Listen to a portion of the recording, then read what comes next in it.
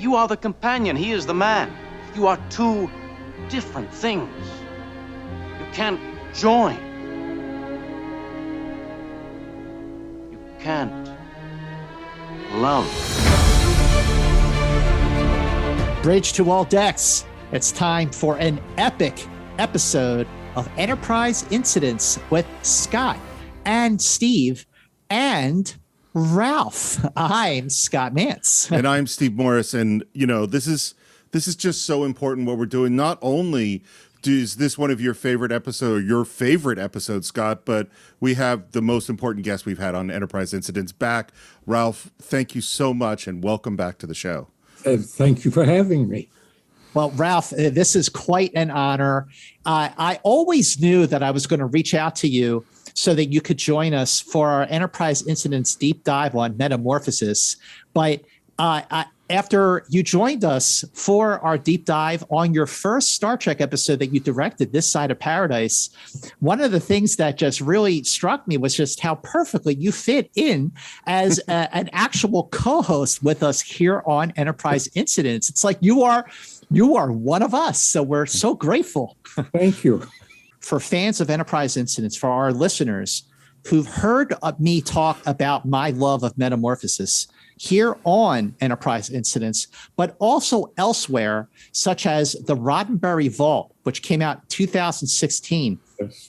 and had these wonderful, wonderful deleted scenes from Metamorphosis. So I got to talk about that on the 3.5-hour documentary series on the Roddenberry Vault. But again, a little more recently, when I got to be part of a commentary track on Inglorious Trexperts for Metamorphosis. I heard that one. But this I have to say is the one I've been waiting for, because Steve and I have been so grateful to our listeners and everyone who's been following us on Enterprise Incidents, everyone who gets what we're doing here on Enterprise Incidents with the original series. But without question, this has been the episode that I've been wanting to do the most. And before I get into why I love this episode so much, the question that I've been waiting 32 episodes to ask my pal, my good friend, my co-host, and by the way, our extremely talented editor of Enterprise Incidents, Steve Morris, is Steve Morris. What do you think of Metamorphosis, and how has your appreciation for this episode maybe changed over time as we've gotten a little older and wiser? So it's always been an episode that I liked, and it's always been an episode that was in, the top third, and I enjoyed it. But now I've known for years that this was your favorite, and I hadn't watched it in a long time. And sitting down to watch it this time, I watched it, as we've done with all the episodes, but in particular this one with such close attention, and it went way up. I don't know if it goes up into my top 3 or 4 episodes, but it definitely went way up, and particularly in relationship to the things we've been talking thematically about the show. There's actually so much here that connects to stuff we talked about in those amazing run of episodes near the end of the first season. So it's really good. I have to say that, first of all, for everyone listening, every single time that we have rewatched an episode in preparation for Enterprise Incidents, almost every time we have seen these episodes in a whole new light because of the way that we're approaching the show, which, Ralph, as you know, because you directed a whole bunch of them, they were standalone episodes. But because we are seeing Star Trek, we're looking at it as a serialized show. I didn't think this was possible, Steve and Ralph, but when I rewatched Metamorphosis yesterday, again, I did not think it was possible, but I actually did see it in a whole new light. Wow. Because of what Steve is talking about, because of some of the themes and some of the patterns that we have seen, not just with the Star Trek stories, but also with our characters. And I'm very excited to get into this deep dive with you, Ralph. But the reason why it is my number one favorite Star Trek episode of them all, not just of the original series, but of all 800 plus episodes of all of the Star Trek shows. It is my number one, and here is why. And we'll get into this in more depth as we go along. But for the most part, I see Metamorphosis as the quintessential example of what Star Trek is truly all about a new life form that we don't understand, that we think poses a threat to us. But when we discover what this life form is, it flips the episode, changes the tone like a light switch, and it becomes something so completely different. But even with that real quick shift in tone, it all works as a complete episode, and it is a beautiful, wonderful, touching, sensitive, and deeply moving episode. It features what I think is one of the very best performances by a guest star on all of Star Trek, a very underrated and overlooked performance from Eleanor Donahue. We'll get into that. I think it is a milestone for William Shatner, and we'll get into that as well. But the question that Steve and I have for you, Ralph Senensky, is how did you come to direct Metamorphosis? Well, after I did the first show, This Side of Paradise, they booked me for another one, and they just handed me Metamorphosis. And I was delighted because I felt Metamorphosis was very much like the Devil in the Dark. Yeah. Gene Kuhn wrote Devil in the Dark because the stuntman came in with the costume for the Horta, and I gather he wrote it in 4 days. Then he had time to think, and he really just reformatted, and he still has the monster, except this time it's a gentler monster. It's a different monster. It doesn't look like a monster in the companion, and he has Kirk and his crew more or less glued to a planet. In The Devil in the Dark, they were down there to solve the mystery of the mind killings. Here, they're here because they have been abducted, and the companion is making sure that they don't leave. Exactly. And just like you pointed out, Ralph, and I've said this many times, including on Enterprise Incidents and including the episode that you did with us previously. It was just as a tease. And I had said that if you take Devil in the Dark, which was written solely by Gene Kuhn, he was the only writer to work on that episode from outline to final draft teleplay. And the same happened here with Metamorphosis. I'll get to that in a second. But if you take Devil in the Dark and you turn it into a love story, the result is Metamorphosis. And like I said, Gene Kuhn, he wrote this story outline, on April 7th, 1967. So he completed 2 draft teleplays, the second of which came in on April 19th, a final draft, April 21st, a revised final draft on May 3rd, some page revisions that started on May 8th when the episode started filming. But he basically went from story outline to final draft in less than a month. I know. Now, the question that we have for you, Ralph, is when you were working on This Side of Paradise, you were working from a screenplay that had been written by a few people, most notably Dorothy Fontana. And by that time, Gene Kuhn was the showrunner of Star Trek. And now Gene Kuhn is still the showrunner of Star Trek at a time when I felt Star Trek was really hitting its stride in the beginning of the second season.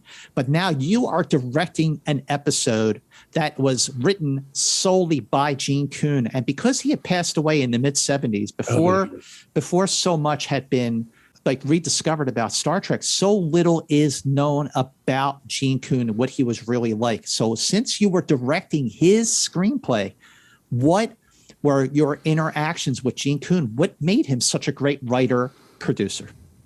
Well, and as I said when we did Paradise, I didn't have that much contact with him.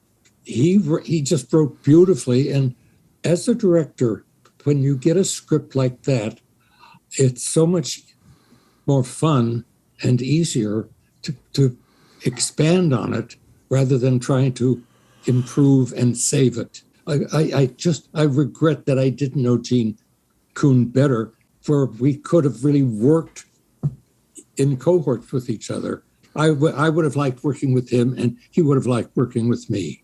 Oh, absolutely. There's no question about that. One of the things about Metamorphosis, in addition to the fact that Gene Coon's name is the only name on all of the revisions and so on, is that this is Gene Coon's fourth original screenplay. Like it wasn't one that he rewrote. It wasn't which he had done extensively, just like Roddenberry did in the beginning of the first season. But this is his fourth original screenplay after Arena, Devil in the Dark, and Errand of Mercy. I was thrilled to read that it was nominated for an Emmy for special classification of individual achievements, special photographic effects for the Westheimer Company. So, Ralph, your episode was nominated for an Emmy. I didn't know that. How cool is that? That's very cool, especially because it came during those darker years when I wasn't connected to Star Trek. Well, we're looking forward to getting into that conversation when we get to that point. Much later. Yeah, much later. Yeah. But for this one, Ralph, you've heard us talk and really sing the praises of director of photography, Jerry Finnerman, many, many times on Enterprise Incidents. But this episode in particular is I think it is the best looking episode of Star Trek. And it is also has one of the most beautiful scores, most beautiful musical scores. So can you tell us about the score composed by George Dunning? Well, again, scores were done after a director left the show. I do know that Bobby Justman contacted George Dunning, and that this was the first show that he did for Star Trek. And I'm thrilled. When you saw Metamorphosis from the first time, and you saw the complete cut, and you heard the score. Well, again, like you, Scott, I loved the show, and it was my favorite from the day I started filming it. It was different. It was unique. Well, because you already got to know the cast. Yes. You got to know our main characters, Shatner, Nimoy, and D. Kelly. So when you came back to direct Metamorphosis, like what was Shatner and Nimoy like? Were like, hey, Ralph, welcome back. No, just came back and went on the set and started shooting. Wow. My main connection with this was Jerry Finnerman. Mm-hmm. And that will have a lot to say about. But that was where the big focus went, and working with the actors, especially with Leonard and even DeForest, the two of them just were so easy. Shatner was different, but professional, but not the connection that I had to Leonard and DeForest. Well, you really had a great connection with Leonard. He really trusted you. Oh, I know, and without it saying it, so did DeForest. Oh, that's great. That's really great. So did DeForest. Okay, well, the fact is, the episode aired on November 10th, 1967. It was the 38th episode to air, but it was the 32nd episode to film in 6 production days, which means Ralph Senensky brought it in on schedule. I wasn't sure that it was 6, huh? It was 6 days. So you were right on schedule. And it was filmed between May 11th and May 19th, 1967. Now, it did go over budget a bit because, let's face it, trying to bring a show like Star Trek in on budget of $185,000 just seems like a thankless task. So it did go over by more than $13,000. So the final cost of Metamorphosis was $198,493. But George Dunning, again, he recorded the score. It was his first one. The score was recorded on June 28th, 1967. And George Dunning returned for 5 additional Star Trek episodes that he scored, some of them directed by our friend Ralph Senensky. Return to Tomorrow, Patterns of Force, Is There in Truth No Beauty, The Empath, and The Children Shall Lead. And George Dunning is a 5-time Oscar nominee. One of his scores includes From Here to Eternity. Oh, wow. I actually have a question for you, Ralph, because it's come up multiple times, and it came up as we were kind of recapping the season. Scott's always pointed out what the budgets were, how we did, when episodes went over budget. And my question is, how common was it for an episode of television at that time to go over budget? Most of them, because of what they were being paid by the network, did go over, probably not by great amounts. They tried not to go over, but most studios figured that they wanted to get 5 good seasons so they could go into syndication. Right. And if they had a successful series, they accepted the overages, knowing that when they got into syndication, that was when they were going to get their money back. Yeah, that's what I figured. I think, it's fairly, there's an expectation that things will sometimes go over budget. It's not that unusual. So, Steve, obviously you know how much I love Metamorphosis. But what I want to know is what was happening when Metamorphosis aired? Well, Scott, you know how in Star Trek, there are a lot of episodes like Devil in the Dark, like Metamorphosis, where Captain Kirk has to realize that he was wrong and make a change. Uh-huh. Guess what? I have been wrong. In our last episode in Cat's Paw, I said that we had been doing things where we talked about what was going on in the world when they shot it, and I thought we should switch to doing what was going on in the world when the show aired. Yeah. I was wrong. How so? The reason I was wrong is because we're going in production order. Mm-hmm. The air date order is therefore out of order. So it meant that history was going to go forward to December, then back to mid-November, then forward to January. And so and that makes history very confusing. Yeah, it does. And so I would like to announce to the entire Enterprise Incident world, all Star Trek fandom, I was wrong. We're going back to the way we did it before. And instead of telling you what was going on when the show aired, I would like to tell you what was going on when they filmed Metamorphosis between May 11th and May 19th in 1967. And I have to tell you, there was a lot happening. Let's hear it. So the first thing is that the USSR President Nikolai Podgorny met in Moscow with Egyptian officials, including the future president Anwar Sadat, and he gave them false intelligence that Israel was mobilizing troops on their border with Syria and planning an attack. Ooh. So right away, we have some real international espionage intrigue. And President Nasser of Egypt mobilized his troops on the Egyptian-Israeli border. Now, later on, we hear that he actually knew that the intelligence was false, but did it anyway. And I don't know if that's true. On the same day, the 100 millionth telephone was installed in the United States by AT&T. The 100 millionth? Wait. Who the hell keeps track of exactly how many telephones they install, right? That is a great question, but apparently somebody did. On May 12th, the Jimi Hendrix Experience released their first album, Are You Experienced? Yeah. And that was just a few weeks before another great album that when we get to Who Mourns for Adonais, we'll tell you what that album is. Well, there you go. On May 13, something that was described as a rebuttal to all the anti-war protests, 70,000 people marched down Fifth Avenue in New York in support of the troops in Vietnam. On May 14th, on the pretext of responding to the Israeli planned invasion of Syria, Nasser sent 2 more divisions across Suez and into the Sinai Peninsula. Wow. So we're heading towards some very, very scary stuff. On the 15th, it is one day after the celebration of the anniversary of the formation of the State of Israel. The IDF, the Israeli Defense Force, marched through divided Jerusalem into the Arab quarters as a show of strength against the troops that were coming up from Egypt. Wow. Oh. It's getting real scary, isn't it? It is, definitely, yeah. On May 16th, Nasser sent a letter to Indian Army General Indar Sit Richie, and he was in charge of the United Nations peacekeeping force in Sinai, and he told them, go away.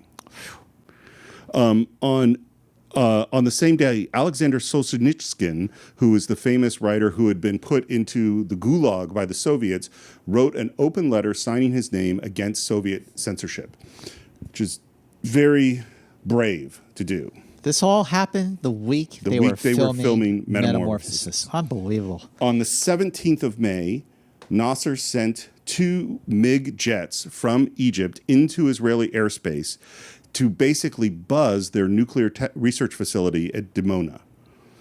Things are getting really, really scary.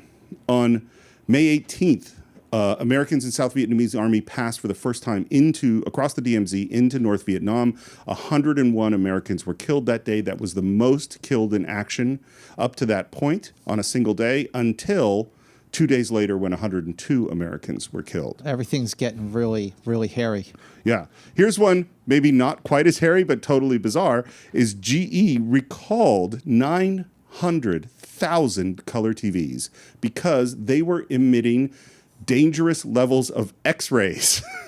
X-ray radiation coming out of your color TV. Tennessee repealed a law that made teaching of evolution a criminal offense. This is 1967. This is a law from way back at the Scopes trial. They finally said, no, you can teach Charles Darwin. It's okay. Leaving only 2 states left, Mississippi and Arkansas, still outlawed the teaching of evolution. Remember I told you about that letter sent to the UN Peacekeeping Force? Yes. On May 19th, the Peacekeeping Force left the Sinai Peninsula, leaving the way open for an Egyptian invasion of Israel. Wow. And on the same day, one good thing, the Soviet Union, the US, and the UK ratified a treaty banning nuclear weapons from space. That was 1 week in the 60s, May of 1967. That is an insanely busy month for current events. And scary. Scary. Lots going on. Yep. That's what was going on. They're driving to work or they're getting home and they're watching the news late at night after filming these episodes, and these are the things that they saw on their TVs or heard on the radio. It's really amazing because we just went through a whole big thing over the last year and a half, and this is what was going on in their lives in May of '67. Would you like to get into the show? Oh, I've been waiting for this moment, honestly, since Steve and I both agreed to move forward in doing Enterprise Incidents as a weekly podcast, deep dive on each and every episode in production order.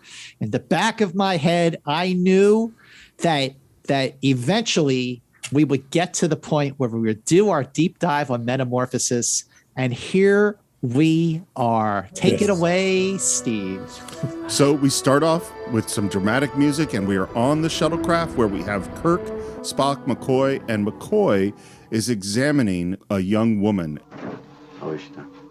Change. Small thanks to the Starfleet. So that young woman is played by Eleanor Donahue. She's playing Commissioner Nancy Hedford.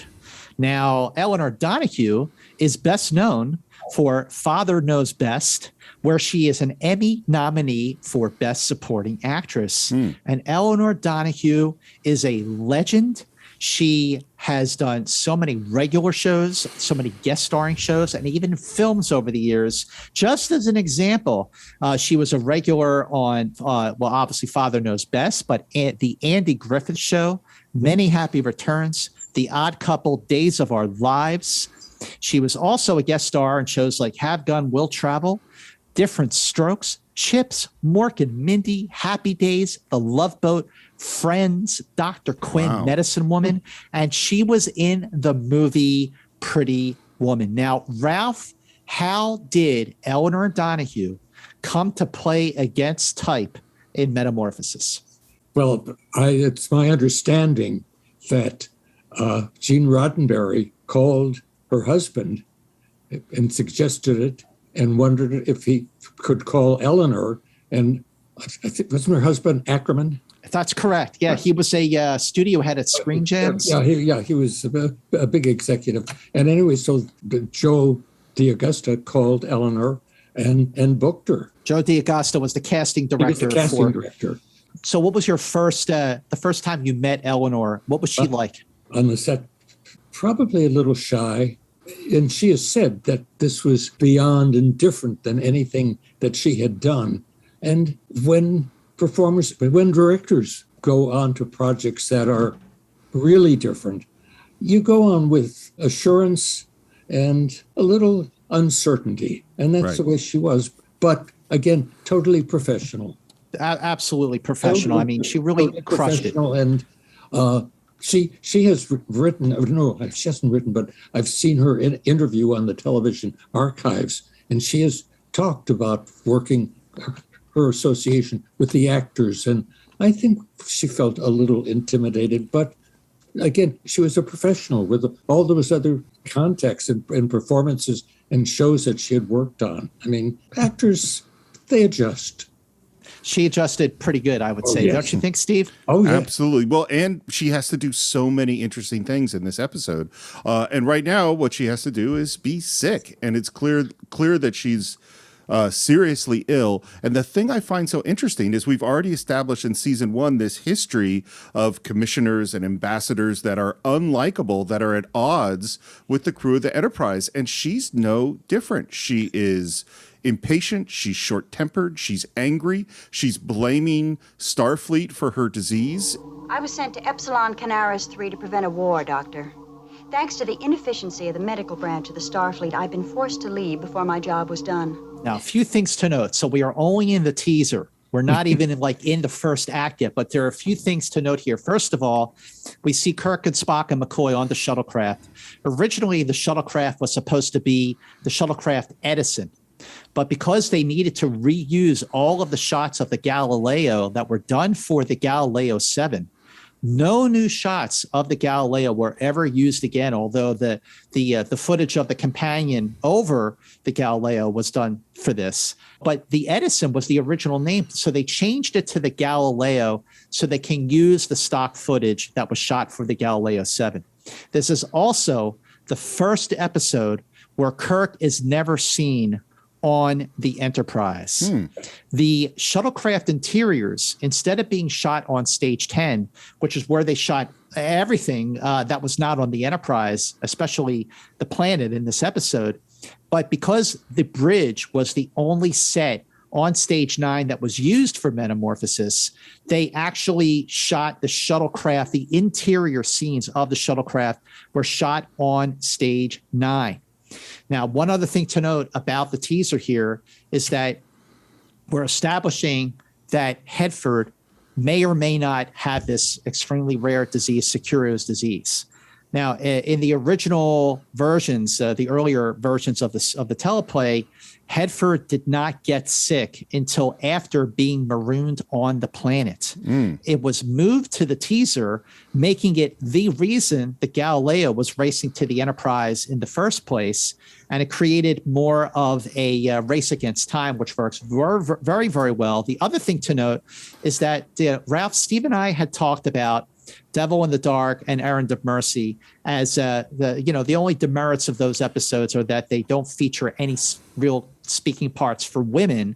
So now here comes Gene Kuhn. Not only does he create a good speaking part for women, but a great speaking part for women, because to have a woman as a commissioner going to a planet to stop a war for a TV show that was shot in 1967 was a real bold, trailblazing move for its time.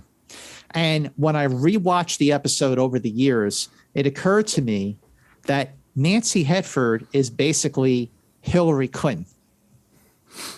That connection I never made.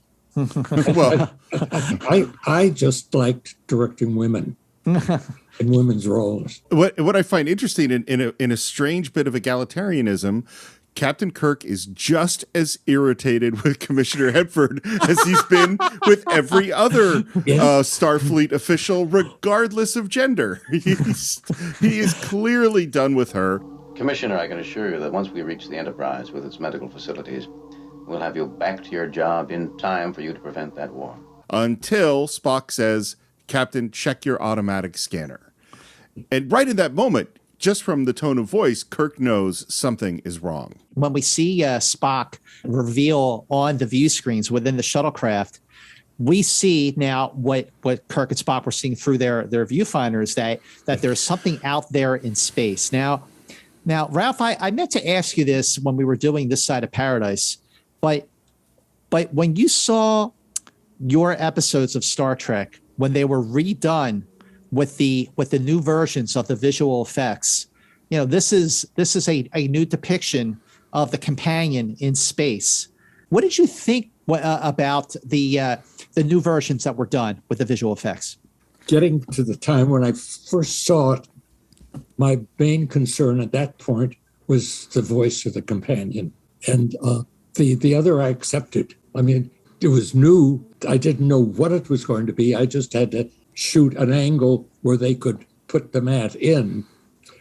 Earlier this year, I saw a clip on YouTube of Frank Edlund announce that he was given the assignment to create the cloud. And he told how he did it, that he took a piece of yellow paper and then drew some colored designs on it, and then took that piece of paper in front of a camera and wiggled it and photographed it, and that became the companion.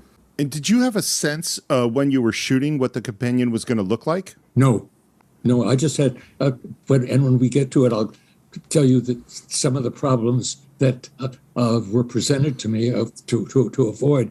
But what it was going to look like, I had no idea. It was actually Richard Edlund Yes. who designed the companion. And 10 years after Metamorphosis, Richard Edlund won an Academy Award for his work on a movie called Star Wars. So they see this thing out in space, and suddenly they get hit, they shake, the helm doesn't answer. I love the lighting in the shuttle at this moment. Jim, we've got to get Miss Hedford back to the Enterprise. Her condition. I know, Bones, but there's nothing I can do about it. Then I insist you make your scheduled rendezvous with the Enterprise. I love people that insist that you do something that is actually the impossible. Miss Hedford will do what we can when we can. At the moment, we're helpless. You might as well sit back and enjoy the ride. You know, one of the things that I wanted to bring up, in addition to the lighting by Finnerman here, is the score by George Dunning for this teaser is very exciting, and it's very perilous, very action adventure-y. And the way that George Dunning changes the tone of the score throughout the episode, it's no wonder, of course, that he'd be rehired over and over again for Star Trek, because he did such a wonderful job with the score. But that does bring us to the end of the teaser. I think this is a great teaser. I agree. And it's a great teaser with the four people just sitting there. Agreed. Again, Jerry Finnerman didn't know what the companion was going to look like. And I'm impressed with the fact that once the lighting effects happen, the multiple colors that he uses that reflects what happened later with the design of the companion. Was that just good luck that they matched well? Right. Enterprise, this is the Galileo. Come in, please. Come in. The Galileo has landed. We try to call the Enterprise. No good, just static. We hear that we're on a planetoid. It's got an oxygen-nitrogen atmosphere and capable of supporting life. And so we're going to go outside. Commissioner, if you'll stay inside. Just how long am I supposed to stay inside, Captain? That's a very good question. I wish I could answer it. I love the shot when the shuttlecraft bay doors open, and Yes. out comes Kirk, and out comes Spock, and out comes McCoy with their phasers drawn, and the camera kind of pans up. Ralph, tell us about that scene. To begin with, let's talk about that set. Yes. On this side of Paradise, I think I spent 3.5 days shooting exteriors, but they were locations. I think that same amount of work, but it was going to be done on this very, very small soundstage. And there was going to be a psych to be the sky. And Jerry Finnerman came to me and said he would like to use purple. And I said, okay, not realizing what a tremendous idea that was and how imaginative that he had. And he also realized that the small stage, to try to give it space, he introduced me to the fisheye, the 9mm lens. And then also he knew what was going to happen when we used it, and he prepared for it by seeing that there were rocks. So that first shot that we see of the shuttlecraft, we used the 9mm, and it was 7 paces from the camera. It looked like it was a football field away. Right. But because of the way it was photographing, it was not only shooting off of the top of the site, it was seeing the ceiling of the soundstage. And so that Jerry brought in the rocks and framed it. Amazing. It is an amazing shot. And then there's one other shot that is really impressive when there is a point of view, and again, we shot in a different direction, but they had to use the rocks on the Roddenberry vaults. Michael Okuda, who I think was in charge of it, and he got rid of the rocks, filled in the sky, and it, to me, is the most exciting shot that really establishes this desolate planetoid that they are on. I mean, it was what I thought science fiction should look like. I got to tell you, I agree with you completely, Ralph. When I saw the newer version with the revised visual effects that Michael Okuda and Denise Okuda did, I thought they did a wonderful job of just, making a little changes here and there without overdoing it. Yes. And adding in that beautiful purple sky as Zephram Cochrane is supposedly in the distance. But I'm getting the impression, Ralph, that with this episode, maybe perhaps more so than This Side of Paradise, this was really more of a collaboration with you and Jerry Finnerman. Oh, absolutely. Absolutely. And then it was a collaboration that then extended beyond Star Trek. We were friends till he died, as I've said. But he also was the cameraman on Planet of the Apes. I mean, it was almost like a partnership, visual partnership. So a couple things about this. I agree. I think it looks absolutely amazing. And what I'm so fascinated by is that you can see how it's continuing ideas that we saw first in the first season. Like all the way back in Mantrap is when I think we first sort of saw the use of a colored psyche to create a different otherworldly atmosphere. But this one is pushing it so much further. And the use of the rocks in the foreground and the way that color is played with. And just, you mentioned that you were on a 9mm lens. So just so people know, the smaller that number, the wider the lens. And what that means is you have huge size change. So someone or an object that's close to the camera will look huge, and farther away they'll look tiny. And this is something obviously you see in Citizen Kane, but that's what allows this very small stage to look so big and to have so much texture and depth to it. I think that's just a great choice here. I agree.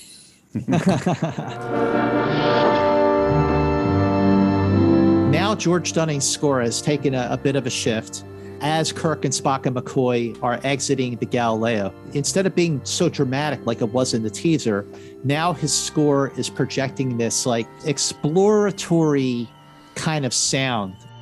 Most unusual. Unlikely. In fact, Captain, I would say quite impossible. Nothing wrong, nothing works. Precisely. And then as they're examining this, we hear, hello. No, he examines, and then by then McCoy has come over to them. Mm-hmm. See, this is why Ralph is the perfect co-host for us. You like to be corrected. We're being corrected. Nancy has come out of the shuttlecraft. McCoy was standing near at the end of the shuttlecraft, saw her, and then went around the corner to give his concerns, etc. Then they heard the hello. I love the way you framed this with seeing Cochrane for the first time and the way he's partially like in that bit of rocks in that opening. It just gives a huge sense of space and of the alien environment. It just looks great. And that angle on him is even better once the Okudas got rid of the rocks and there's that sky and he is so tiny, and you really get a feeling, an establishing feeling. It's the only time we will have it, of what it was like to be on that planet. And I did say on my website when I wrote about it, it was great, and it just proved what we could have done if we'd had more money. Absolutely, yes. And so that hello came from Glenn Corbett, who plays Zephram Cochrane in Metamorphosis. So Glenn Corbett was a series regular on TV shows like It's a Man's World, also The Road West and The Doctors. He was also in shows like 12 O'Clock High, The Virginian, and Bonanza. He had passed away from lung cancer in 1993, but the name of Zephram Cochrane lived on. Certainly, the producers and writers of Star Trek The Next Generation were big fans of Zephram Cochrane because they recast Zephram Cochrane for what is easily the best of the Next Generation Star Trek movies, First Contact. The other thing that Glenn did was Route 66. Yeah, that's right.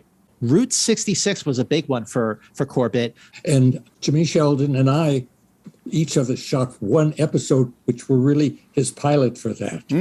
Oh. When he was replacing George. And up until then, when I did my first Route 66, they were still trying to get George back. And it was all legal and a lot of arguing in courts.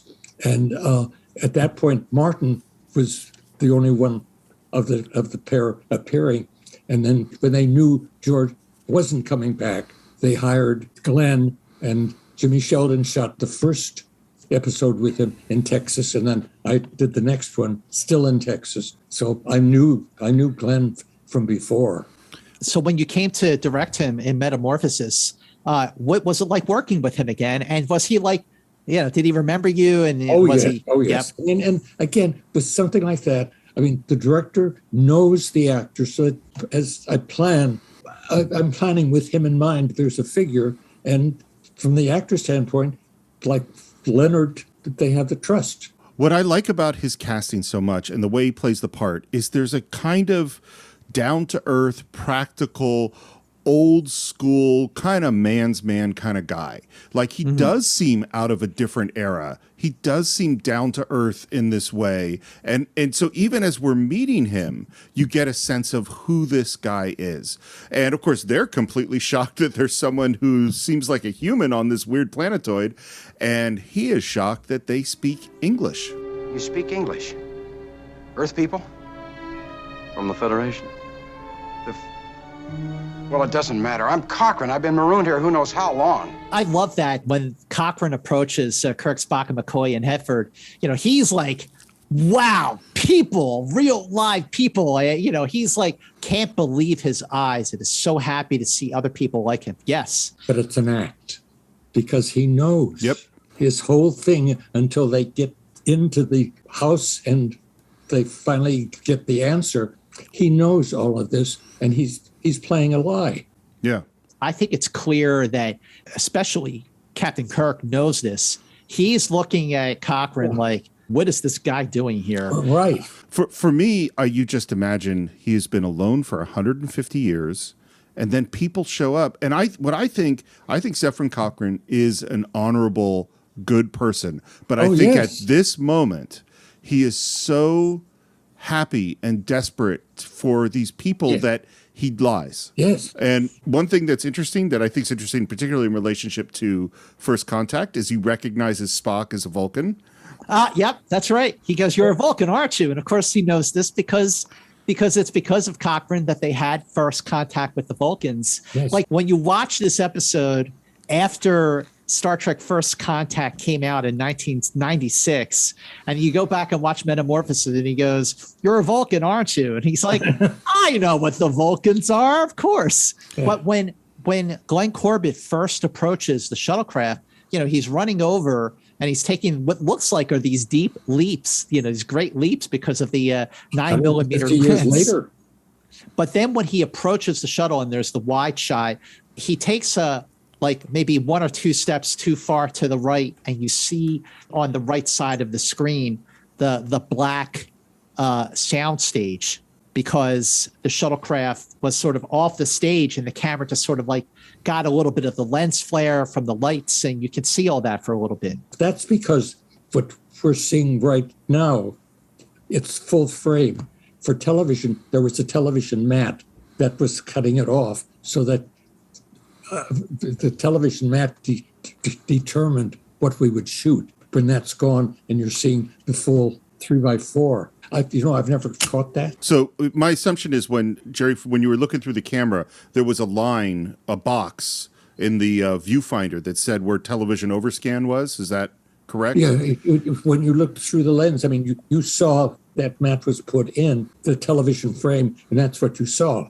So what? This is just a geeky technological thing, but when for TVs they couldn't actually say exactly where the edge of the frame was, and so TVs did what's called overscan, which is they push the image out a little bit so there is image that goes beyond the frame of the TV, and that's what Ralph is talking about here.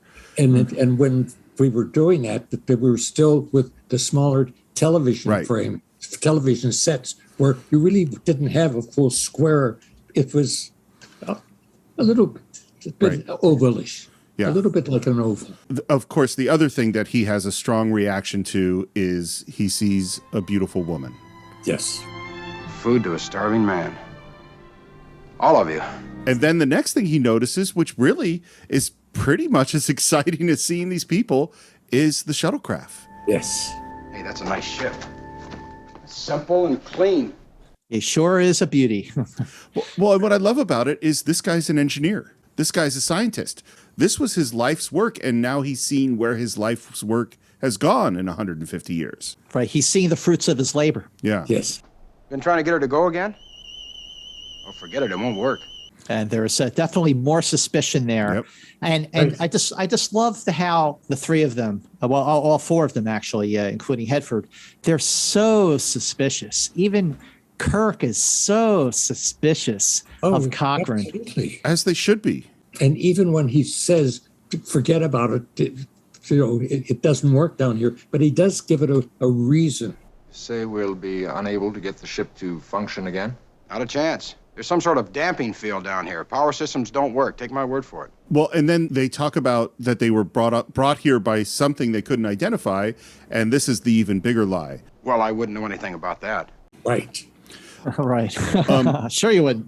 By the way, I'm going to say something that I said when we were talking about This Side of Paradise. I always love the way you frame things, Ralph, and now you have that staging with Kirk in the foreground creating that triangle with McCoy and Spock and on the left and the Commissioner on the right. And it's just this, it's very Star Trek, but I think you do it even more and even better than the other directors of these sort of beautiful formal stagings that you set up. So one of the things that we talked about in our prep for season 2, Ralph, was we talked about how Gene Kuhn and Bob Justman decided that with the beginning of season 2, that they were basically going to use these three main directors sort of revolving back and forths. And those three directors, of course, were you and Mark Daniels and Joseph Pevney.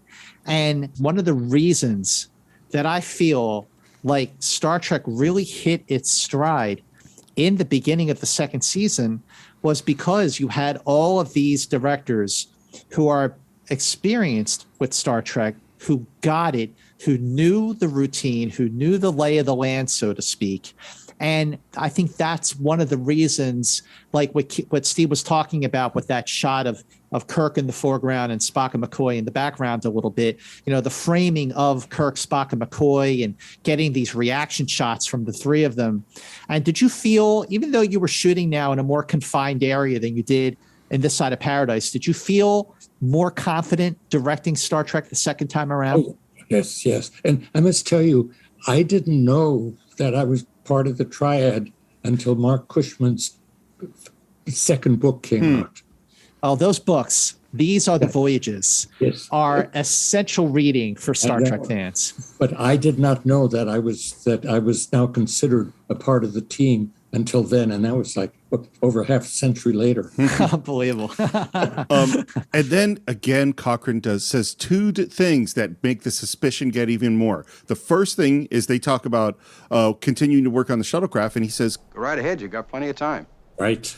That's going to make me suspicious. What about you, Cochrane?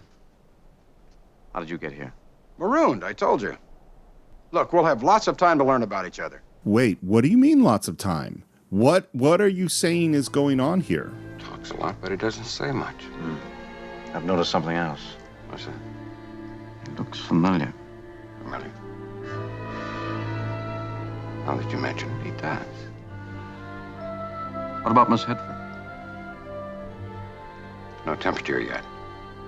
But we gotta get underway soon, Jim. Right. And that is what brings us to this beautiful home of Cochrane designed by Matt Jeffries. So, Ralph, tell us about working with the legend, Matt Jeffries. Well, again, I didn't see Matt that much, but I have read since that the house, his inspiration for the house was a gas station.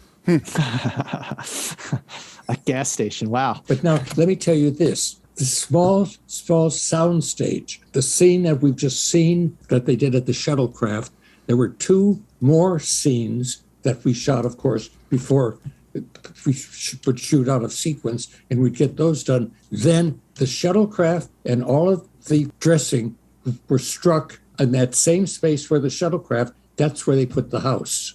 Okay, right. That's right. Because you had that probably, I'm assuming that after the scenes with Cochrane and Hedford, where they first come out of the Shuttlecraft and we meet Cochrane for the first time, I'm assuming that right around that same time, you must have shot the scene where Leonard Nimoy as Spock gets zapped by the companion. Oh, absolutely. Yeah. In other words, even if we were working on a soundstage with different rooms, you would go in one room and shoot everything there at one time. You didn't move around. But in this case, we had to, because we had to shoot that set. And then when we had everything done with that set, strike it and build a new set, wow, which is the house. And then again, all of the trimmings around it. Well, one of the other things about the scene, so in addition, when we go over and we walk over to Cochrane's home, we see something really unusual for a soundstage, is that we see clouds in the purple sky.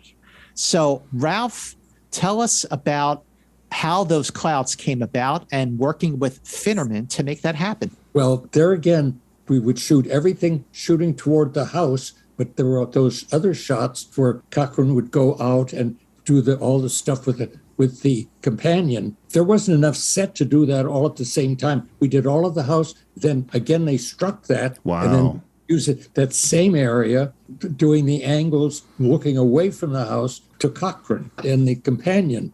And when we set that up, Jerry again had lit it, and that angle to me again is just incredible, because you don't feel that that's a sight.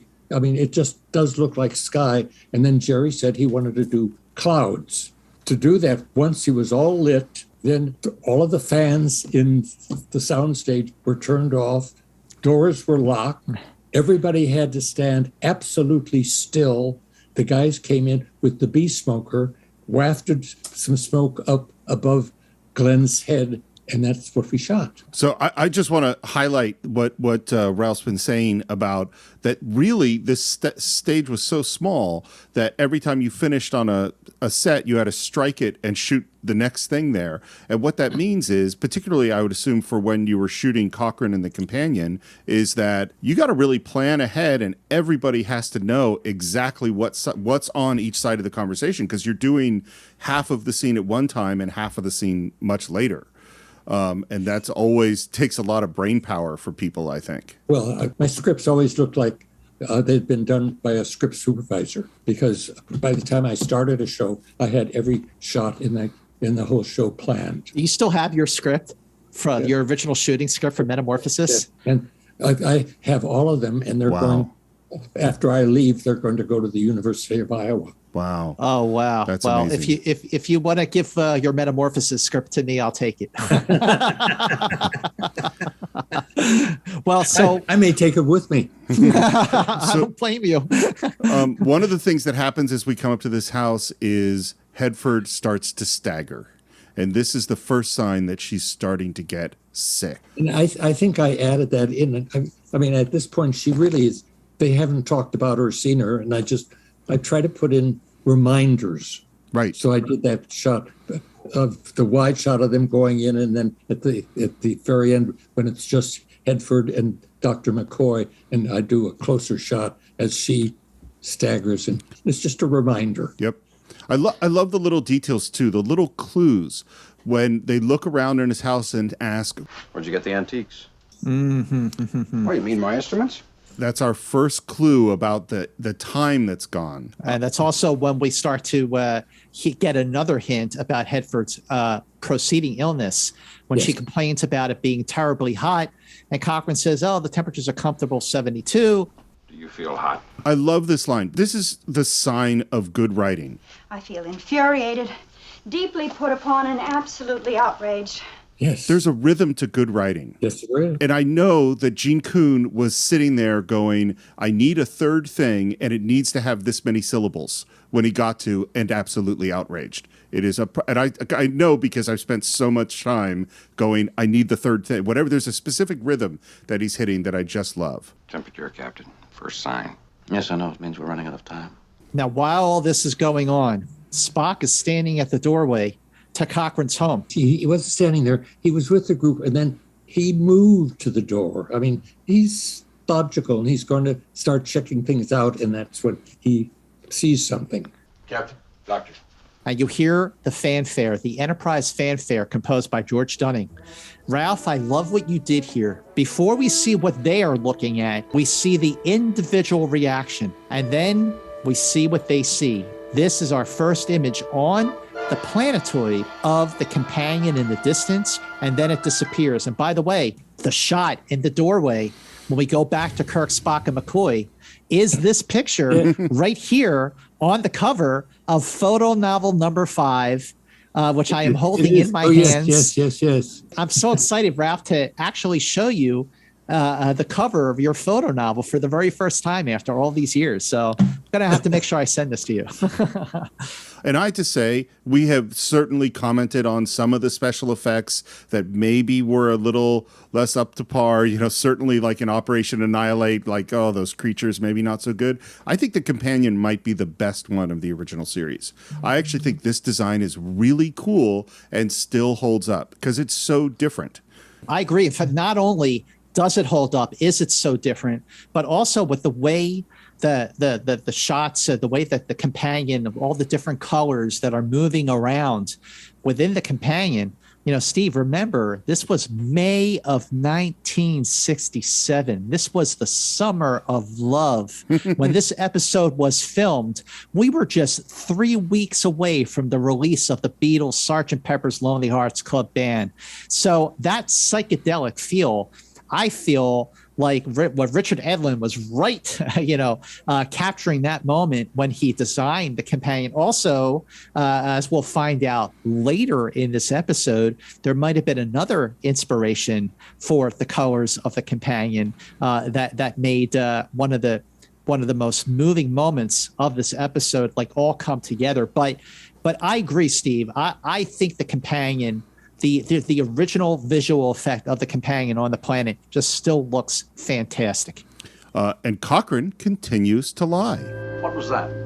Well, sometimes the light plays tricks on you. You'd be surprised what I've imagined I've seen around here sometimes. You'll find I have a very low tolerance level where the safety of my people are concerned. We find you out here where no human has any business being. We were virtually hijacked in space and brought here. Now, I'm not just requesting an explanation, mister. I'm demanding one. I love Shatner in this episode. He is fantastic. Yes. And Steve, we have talked many times, especially these last, I would say, dozen episodes of Enterprise Incidents, how Kirk became more brash and bold, more of a soldier when Gene Kuhn took over as the showrunner. He wrote Kirk a little differently, a little more aggressive. And this is a great moment when Kirk shows that aggression, but in this case, his aggression is most definitely warranted. It was the companion. The what? Well, that's what I call it. As a matter of fact, Captain, I didn't crash here. I was brought here in my disabled ship. I was almost dead. The companion saved my life. You were injured? I was dying, Mr. Spock. I was an old man. You were what? Well, I don't know how it did it, but the companion rejuvenated me. Made me young again, like I am now. And then that's when it hits Kirk. Mr. Cochrane, do you have a first name? Zephram. And it hits Kirk. Zephram Cochrane of Alpha Centauri? The discoverer of the space warp? And that's when McCoy says, But that's impossible. Zephram Cochrane died 150 years ago. I think that he's 237 years old at this point. Yeah. wow. By the way, Zephram Cochrane's a great name. It's just a really good name. Cochrane being, Lord Cochrane, who is the great captain of British naval captain of the Napoleonic Wars. It just sounds like this person of a different age. It's just a cool name. And that reaction to who this guy is brings us to the end of Act 1. We come back in Act 2 exactly at the same time. And we hear just how famous this person is. The name of Zephram Cochrane is revered throughout the known galaxy. Planets were named after him. Great universities, cities. Isn't your story a little improbable, Mr. Cochrane? No, it's true. I was 87 years old when I came here. Well, at this point, we also find that Hedford is now running a temperature. It started, the fever. It's over 100 and it's climbing. How long do we have? Matter of hours, that's all. And we have a matter of hours. You say you can communicate with it. Perhaps you can find out what we're doing here. I already know. You wouldn't mind telling us? You won't like it. And I love when Kirk says, I already don't like it. I have to tell you, I really appreciated the writing of this whole. It's a long scene with 5 people in a very compact, small area. Beautifully written. I think Zephram Cochrane, one of the things that got much better in my watching it this time more carefully is his character is really interesting, and he goes through a lot of stuff. And the first one he goes through is, I imagine, he was 87. He already wanted to die. And then he's had 150 years by himself. Okay. Like the level of loneliness that he's experienced and the joy he's got to feel when he sees these people. And now he knows he can't get away with this lie. He knows he has to tell them the truth. And the fact is, he's an honorable guy. It is not in his nature to lie. Right.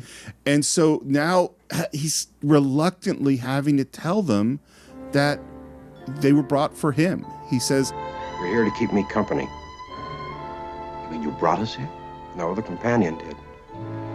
I told her I'd die of loneliness. I thought it would release me. Instead, it brought you here.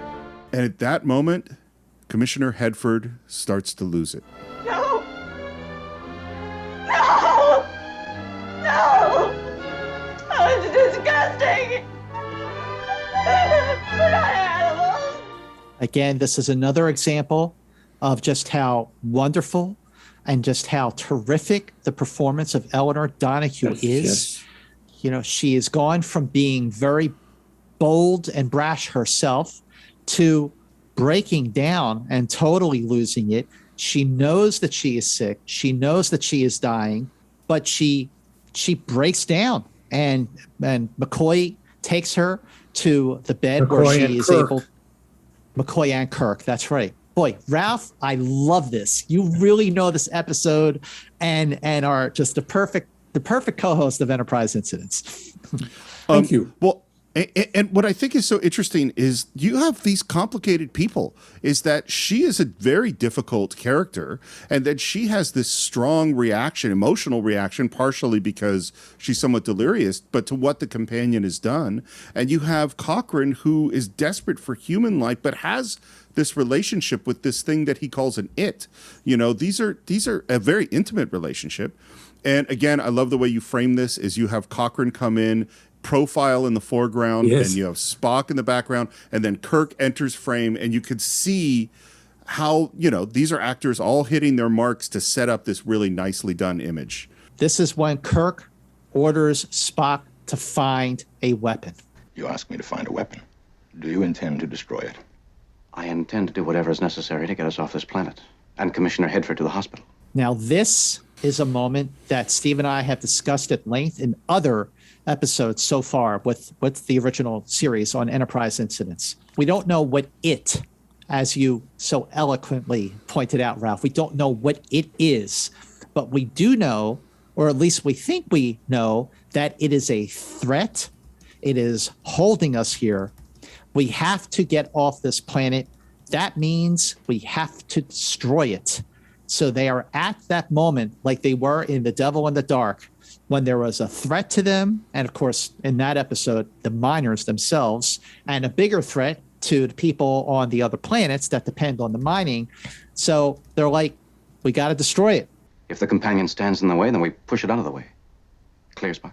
And for the first time watching this episode, when he says, clear, Spock, it made me think of the moment in Devil in the Dark when Spock shows some empathy to the Horta, and Kirk is starting to maybe even have a little doubt that Spock may have a different kind of motive when it comes to it. Well, I think in our continuing exploration of who this guy, Jim Kirk, is, the thing that really hit me this time is that it's not that Kirk doesn't have ideals. He does have ideals, but he is primarily a pragmatist. You know, there's the line in Khan of, you know, first order of business survival, That is what comes first. The first thing is Commissioner Hedford's going to die. We have to get off this planet. That's it. And that the ideals actually generally come second. And I kind of go, not that he doesn't have them, but I also think without Spock and McCoy, he is a really different person, because Spock and McCoy continually push him to be the better version of himself. Absolutely. And we've reached a point where this is not just one of my favorite moments of Metamorphosis. This is one of my favorite moments in all of Star Trek. And this is one of the great moments that has made me come to this very day, really admire James T. Kirk in a way where, like when I was a kid, I wanted to be Jim Kirk, and I still do, where I felt like, and I've said this many times before, I would follow Captain Kirk into an active volcano. Kirk says to Cochrane, "You want to leave here?" And Cochrane says, Believe me, Captain, immortality consists largely of boredom. What's it like out there in the galaxy? and at this moment, James T. Kirk becomes Captain James T. Kirk of the Enterprise, that idealistic, aspirational, inspirational hero with his back arched and his eye to the horizon. And he says, "We're on 1,000 planets and spreading out." And there's that really touching score supported by George Dunning at this moment to really accompany this perfect moment. We cross fantastic distances, and everything's alive, Cochrane. Life everywhere, we estimate. There are millions of planets with intelligent life. We haven't begun to map them. Interesting? How would you like to go to sleep for 150 years and wake up in a new world? And Ralph, do you remember filming that scene? Mm-hmm. Like just when you saw Shatner in a moment like this really become Captain Kirk? Well, I don't think I'd look at it that way. I remember that I did it in a profile close-up with him moving. And incidentally, that speech is really kind of a preview of his speech in Return to Tomorrow. Oh my gosh, you're right. Absolutely right. Well, of course I am. By the way, you directed Return to Tomorrow. You're right. That we're on 1,000 planets and spreading out is a companion, if you will, no pun intended. It's a companion of sorts to Kirk's "Risk is our business" speech in Return to Tomorrow. And that is another, one of the great Kirk moments is that "Risk is our business" speech. To go back to your question, in directing a scene like that, my main thing is that as he's doing it, I always feel that I'm by the camera and it's almost like I unzip so that I can receive, whether they're doing it organic, totally and believable, or whether it's being acting. That's me at any moment during filming. That is a key directorial skill, is in all the chaos to be able to just watch the performance. And unfortunately, today, they don't stay by the camera looking. They're looking at a monitor. They're in a monitor. Yeah. And and I say there's a difference. It's a very interesting thing. There are still some directors I know who like to just stand next to the camera. And you're right. There is a difference. Well, and sometimes you're at a monitor, 3 buildings away, just in a video village that's been set up somewhere. What's interesting to me about what's going on in this scene is we're talking about using a weapon against the companion. And we're balancing that against Cochrane's desire to get the hell off the planet. Oh, absolutely. I love the line where he says, "Believe me, Captain, immortality consists largely of boredom." Yes. That he wants to go out where he can grow old and die and experience life. But what's interesting to me about this is I think the only way to think about, well, maybe I'll ask the question, how intimate is the relationship between Cochrane and the companion before our guys show up? 150 years, this is his only companion. How intimate is that relationship? Okay, that's a great question. Ralph, do you have an answer to that first? I don't think there is a real relationship. I mean, he calls the companion if he needs something, and the companion comes, and the communication is probably telling the companion what he's going to need, but I don't think it goes beyond that.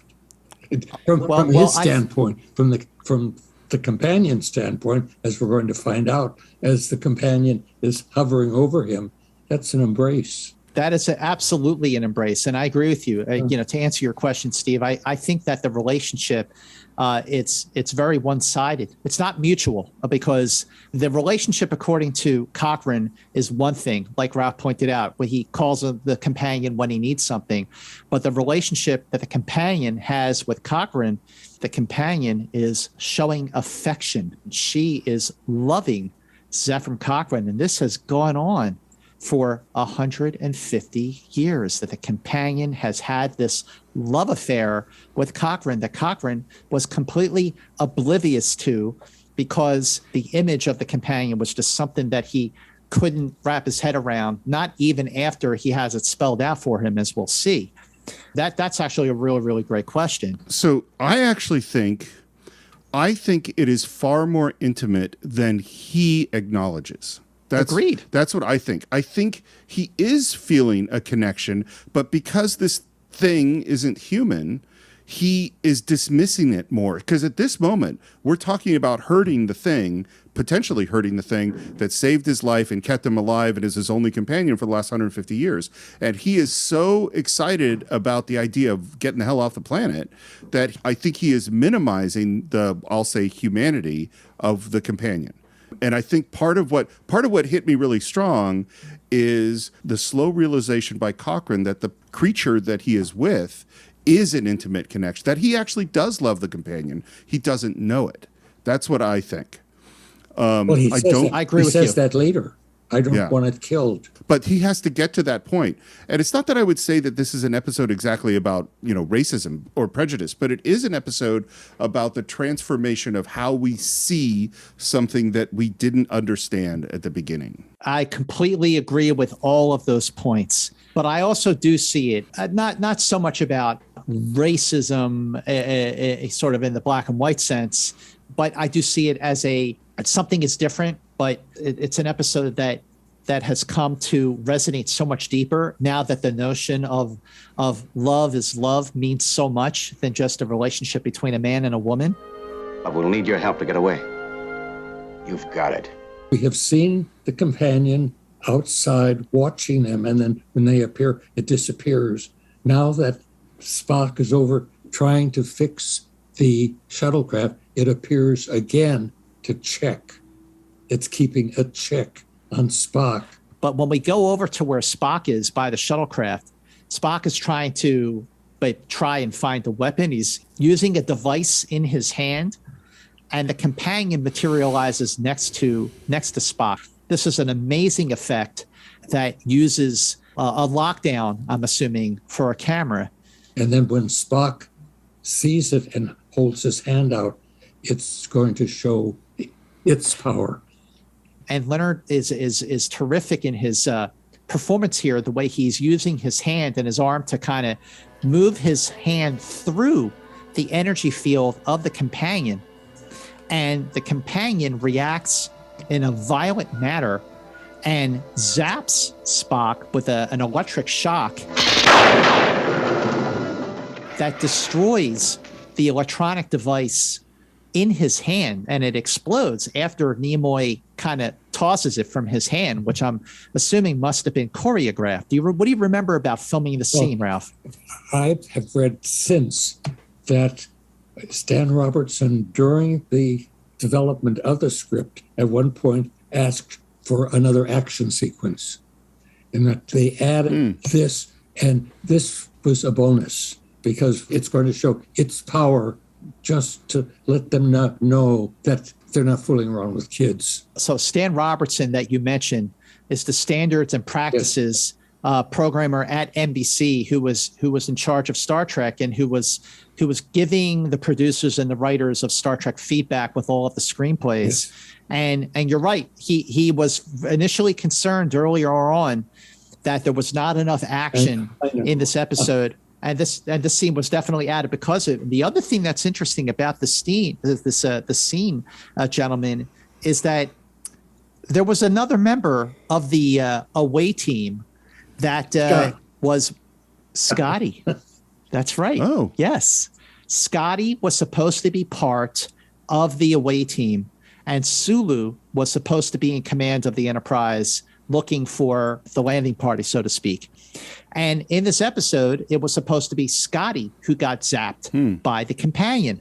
But it was decided that because Scotty already got zapped in other screenplays by Apollo in Who Mourns for Adonais and by Nomad in The Changeling, it was Gene Kuhn made the change at the suggestion of Dorothy Fontana to put Scotty in command of the Enterprise and change the zap to Spock instead. And I have to say, for a lot of reasons, including the fact that we're seeing Jimmy Doohan and Scotty really wonderful. He's wonderful in this episode. Yeah. And we're really seeing in terms of Star Trek hitting its stride. I think that Scotty, Jimmy Doohan, is also hitting his stride in the beginning of season 2. And I also think that the landing party of the 4 is better than if it had been 5. Absolutely agree. And right now we're back with McCoy examining Hedford. And again, Ralph, you do one of these camera moves I love, which is the camera dollies back and in comes Cochrane and Kirk into positions for their conversations. They're just all really dynamic for me. And now we have the idea, well, if the companion is so powerful, maybe it can help Commissioner Hedford. We've got to try. We're helpless. See if we can do something. It's very subtle. But as Cochrane exits the room to summon the companion, Kirk looks at McCoy while Hedford is on the bed and she is in pain and suffering. And he looks at McCoy and he turns back to the camera and shakes his head. And you could just see that the concern is really weighing heavily on Kirk. And I think that the subtlety that Shatner added to this moment really adds so much to his character. Yes. I completely agree. Because when they come outside and you see the 3 of them, as Cochrane exits, and then Kirk and McCoy take their position, and then we cut to to seeing Cock take his position. Again, that was done later after we had struck the house. Right, because you had to tear down the set. The producers asked me if I could try to avoid using a moving mat. If I were to shoot just a wide shot of Kirk and bring the mat in at the left end of the frame and then move it across the screen, that would be a moving mat. So what I did was I filmed a closer angle, full figure of Cochrane, established him, and then panned over to the left, held so they could put the mat in, then moved it back, and they had framed it so that when it got back, it was covering Kirk. Cochrane. Cochrane, I mean, yes. Yes, yeah. That's a beautiful shot, actually. Yeah. You know, the way the companion appears and the camera pans to the right, and then you see the companion in that classic image covering Cochrane. Yes. And you have to do it that way to make the effects simpler for them to do. Well, to make it cheaper.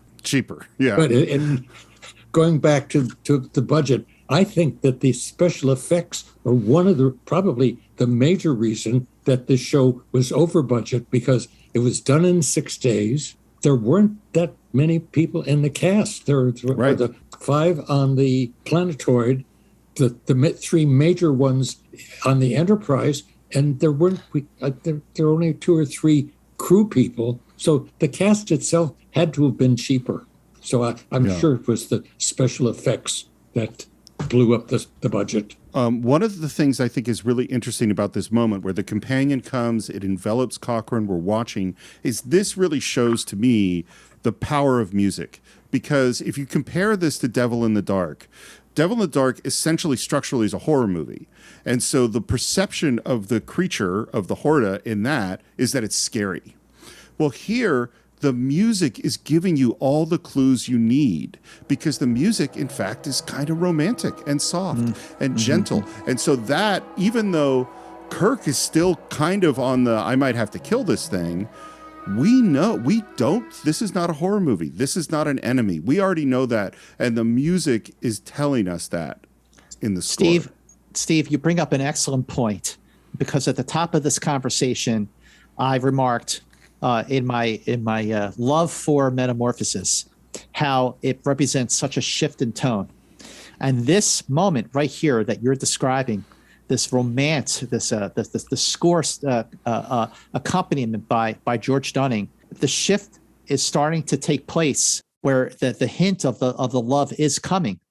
And when the companion moves over to cover Cochrane, and there's that beautiful score by George Dunning, and again, the cinematography with the lighting of the sky and of the set from Finnerman. Well, what do you make of that? Almost symbiosis of some kind. Sort of joining. Exactly what I think. And Shatner's delivery when he says, more like love. It's beautiful. Can I say something, Scott, that you will not like? Uh-oh. I don't like that line.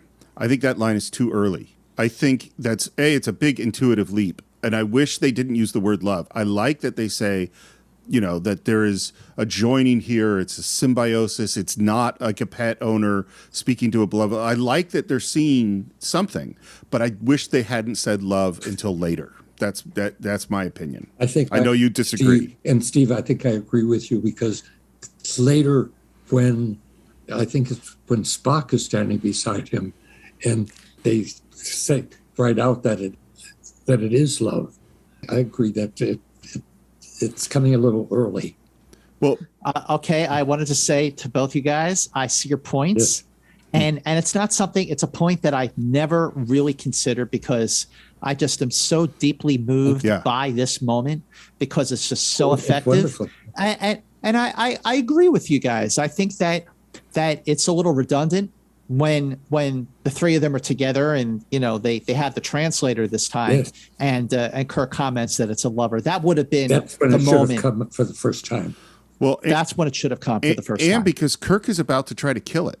And so if the fact that he said that, if the fact that we understand so much about what they're seeing actually lessens that next thing that's happening. And this is why the connection to Devil in the Dark is so strong, because it's how you bring out the clues, and at what level at what moment do we discover what thing, right. Well, I got to say, I never in all these years since I was a little kid watching Metamorphosis to this moment, never thought about that, about that the word love came a little too soon in this episode, but I do agree with you. I think after all this reflection on it that I've done over these years, I agree with you. I think you're right.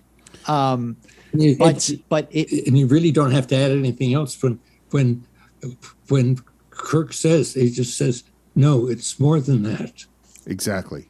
And I've seen it. And then you stop. You stop. Yeah. Yep. You're right. You're right. Are you all right? Yes, it kind of drains me a little, but I'm all right. The reason it takes so much out of him is because there's more of an act going on here on the part of the companion that Cochrane has never come to understand, but he will very, very soon. Well, The companion can't do anything to help Miss Hedford. So here's my question. If the companion was able to help Cochrane stop him from aging and reverse the aging process, why wasn't the companion able to help Hedford and stop her from dying from this disease? Was it because the companion couldn't help Hedford, or because the companion wouldn't help Hedford? There's a difference. You think it's wouldn't? Steve? I don't know. I'm thinking about it. I've always thought it was couldn't. And because I'm going, well, the companion's motivation is, I want to keep Cochrane here and happy. Right. So how much does the companion know about male and female and gender? How much does the companion know about how happy Cochrane is that there's a pretty woman on the planet? Is the companion, in fact, jealous of Hedford in that sense? That's my point.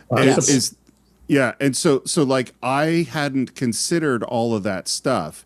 That is a strong choice. It's also a much more negative choice. But I think it's kind of interesting. I think you could motivate that. And so again, it's showing from the companion standpoint power.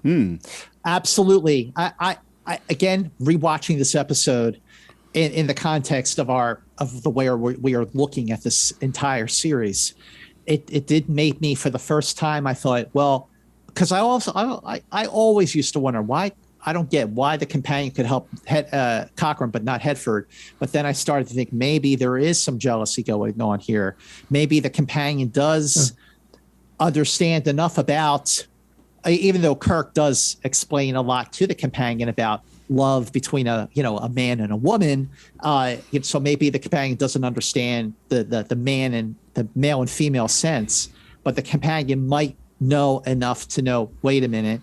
I know that Cochrane needs companionship here, but I know what she represents.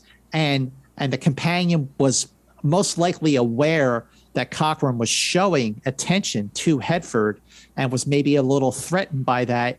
So that's why I started to gravitate towards that the companion wouldn't help Hedford. And that's why, and that does make the companion a complex life form with complex emotions. Sure. And let me add one more thing too, is that on this scene, again, before we could do it, we had to close down everything. Everybody stand still and put in the clouds. We're back at the shuttle where McCoy finds Spock, who is coming back from consciousness. And again, I love the way this line is written. A most fascinating thing happened. Apparently, the companion imparted to me a rather quaint, old-fashioned electric shock of respectable voltage. That's just well written. I just like the line. Yes. And I love his delivery. I love his performance. Like he's not in any kind of shock, so to speak, from being zapped by the companion. He's fascinated with the facts. He's like kind of like, he looks at it. He's like, cool. That was pretty cool. Yeah, he admires it. And McCoy goes, I'm not a scientist or a physicist, Mr. Spock, but am I correct in assuming that anything that generates electricity can be shorted out? Quite correct, Doctor. And now we're back at the house, and we're setting up to use this piece of equipment. And Spock says, put this in the proximity of the companion. Throw this switch, and it will scramble every electrical impulse the creature can produce. It cannot fail. And I'm like, Spock, you don't know that. That seems like a big leap. And then this is the moment, again, this is where Cochrane became a much more complicated character to me, because before he said he just wants to get off the planet.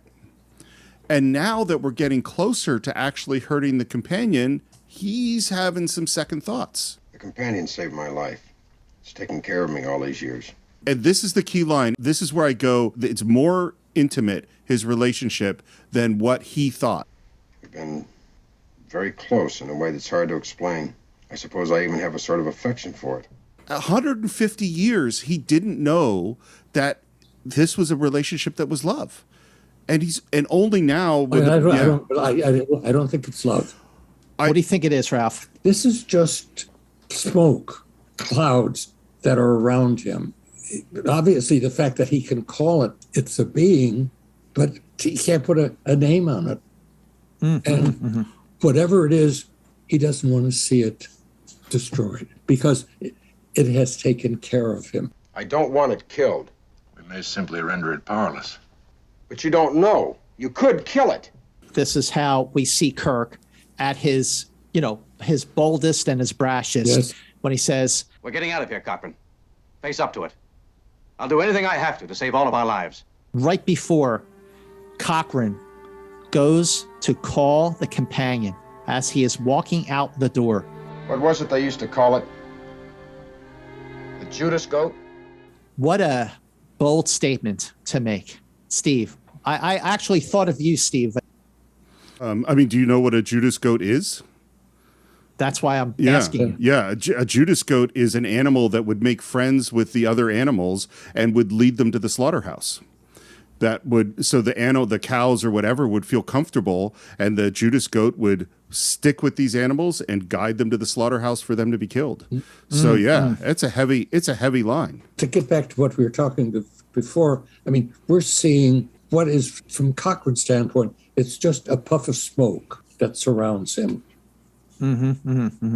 Well, except I think Cochrane's in a whole bunch of denial. I think he's really confused. And this is a guy who 150 years ago was probably never confused. This is a guy who always knew what he's doing. But after 150 years of isolation, these people show up and he immediately lies to them because he's so happy and desperate to see them. And then he tells them the truth and he's wrestling with, do I risk hurting or even killing this thing that saved my life? And I think he can't see how much the companion means to him.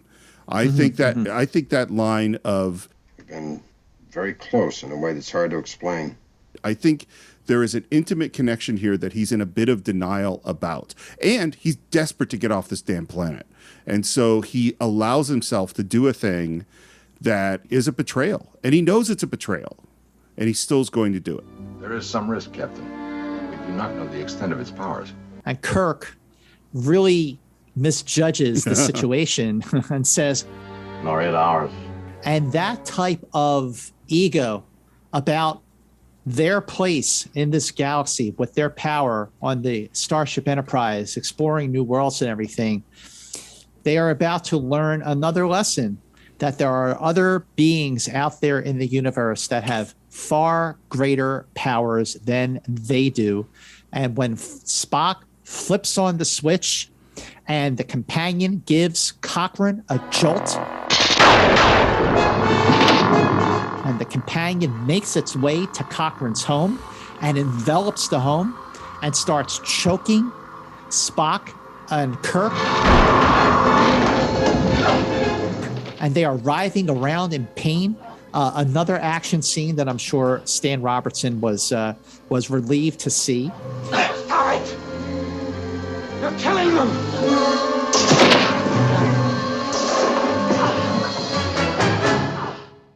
Ralph, what do you remember about the filming of this scene? After Cochrane is thrown to the ground, that's a moving mat as it starts to move toward the house. Yeah. And that shot is really dramatic. And I think something was earned by this kind of romantic, soft music about the companion, because now in this scene, suddenly the companion is really scary. Yes. And I think part of that happens because of the contrast with how we felt about it before. Oh, absolutely. And again, the two guys in the room, Kirk and Spock, they're just writhing around. They don't have any visual effect. They don't have any music. They're just writhing around on the floor, both in a wide shot and individual close-ups, and the mat will be laid in later, and that one will just be a static one. A standing mat. It won't have to be moving. Yeah. Well, and I think what really sells it is DeForest Kelley's performance. I think his desperation is what really is selling the thing.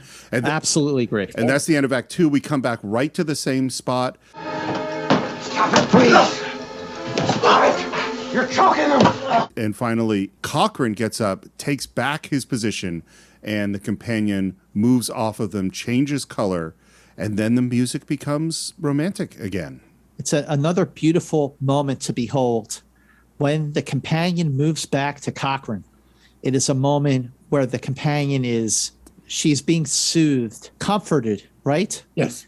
And as Kirk comes to and he's standing in the door, Shatner is so great. Yes.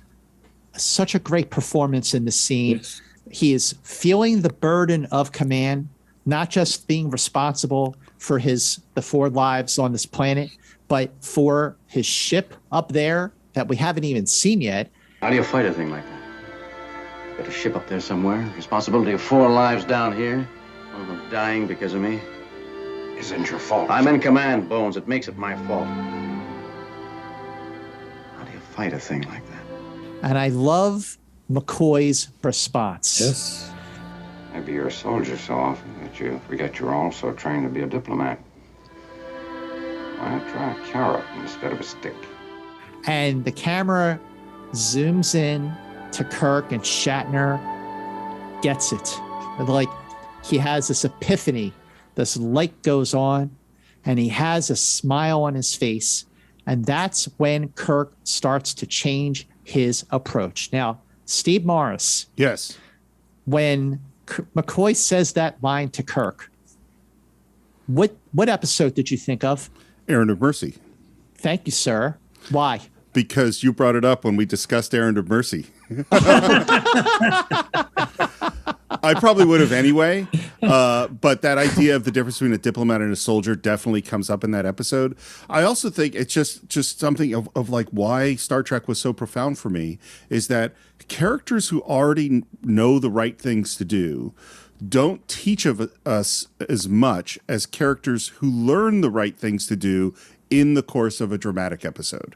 That's what really teaches you the lesson, is because Kirk has to learn the lesson, you know? And that, by the way, and that is exactly what I love about Star Trek. And that is what we have said all this time, Steve and Ralph, is that Star Trek is always about the striving for the betterment of humanity, because we are constantly learning. We are still learning new things, not just about what's out there, but we are learning new things about each other. And at this moment, some of our favorite moments that Steve and I have had on Enterprise Incidents are when we see these characters, our heroes, especially James Kirk, learn from his mistakes and change his approach.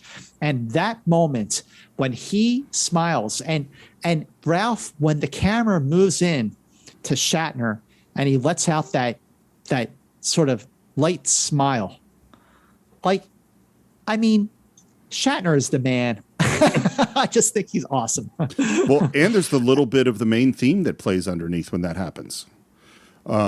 Just that little bit of music, I think, helps the moment a lot. And this is what gives the moment of Kirk rethinking. And instead of a weapon, he asks Spock about the universal translator.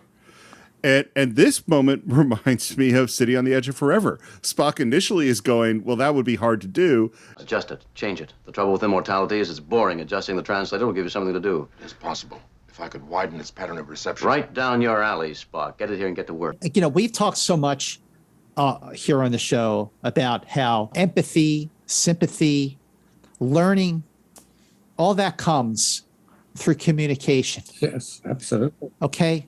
In Arena, you've got this battle between Kirk and the Gorn, where there's the sort of O. Henry moment that flips it over, where you realize that the Gorn were not invading our territory, we were invading theirs. And at the end, the communication that we can talk and maybe something will come out of this. In Devil in the Dark, it is communication which helps us understand and which helps save the day when Spock does the mind meld with the Horta, which is another episode written by Gene Kuhn that Ralph, you almost directed. And I have to say, just want to take this moment to say that on Ralph's website, there is a blog about how Ralph would have directed The Devil in the Dark had he stuck with that. And I highly recommend you all read that. And where can people find that, Ralph? Senensky.com. Senensky.com. And now here in this episode, communication is once again the turning point that helps us understand and empathize and solve the problem. A message, communication is so important to stopping violence. And this is just another great Star Trek episode that makes that message loud and clear. 100% agree. And now we get to, for the first time in the episode, go to the Enterprise. Da, da, da, Ship's da, log, da, stardate da, 3219.8. Lieutenant Commander Scott recording in the absence of Captain Kirk. So in this side of paradise, Ralph, we don't see Scotty. We don't see James Doohan. We only hear his name when Kirk is alone on the bridge calling down to engineering for him. But now, Ralph, you got to direct James Doohan in Star Trek, and you got to direct his scenes on the bridge when he is in temporary command of the Enterprise. What was it like working with the great Jimmy Doohan? For this scene, I just have such admiration for all three of them, for Doohan, Nichelle, and for George, because just their performance is so real, so subdued. I mean, they're not acting. And beside giving out the information, each one of them incorporated it into their performance that there is concern. Mm-hmm, mm-hmm. Yeah, they're all great in that scene. It's very understated, but it does grow during the scene until... If there are no further traces, how are we going to follow them? We stay on this course. See what comes up. It's a big galaxy, Mr. Scott. I love the line, and I love her delivery. I do too, and I love Doohan's eye at the end. Yes, and then he says, "I." The two shot, and as she moves away, the camera pushes in on him, and he just turns back into the camera, and the eye says so much about the concern and that he's fearful of what he's going to find and not find. I think this scene, I mean, this is not a deep or profound scene in any way, but I think it does show what Nichelle Nichols can do when she can step away from that chair and actually participate in the scene. And I also think it shows so much about Scotty's character that he is practical. He is going to go through the steps methodically, and he is not going to give up. He's not going to quit. He doesn't have the genius of James T. Kirk, but he is a solid person that you want in your corner. And the other thing, Steve, is that not only is he a solid person to have in your corner and to command the Enterprise while Kirk and Spock are away, but I feel like there's so much more confidence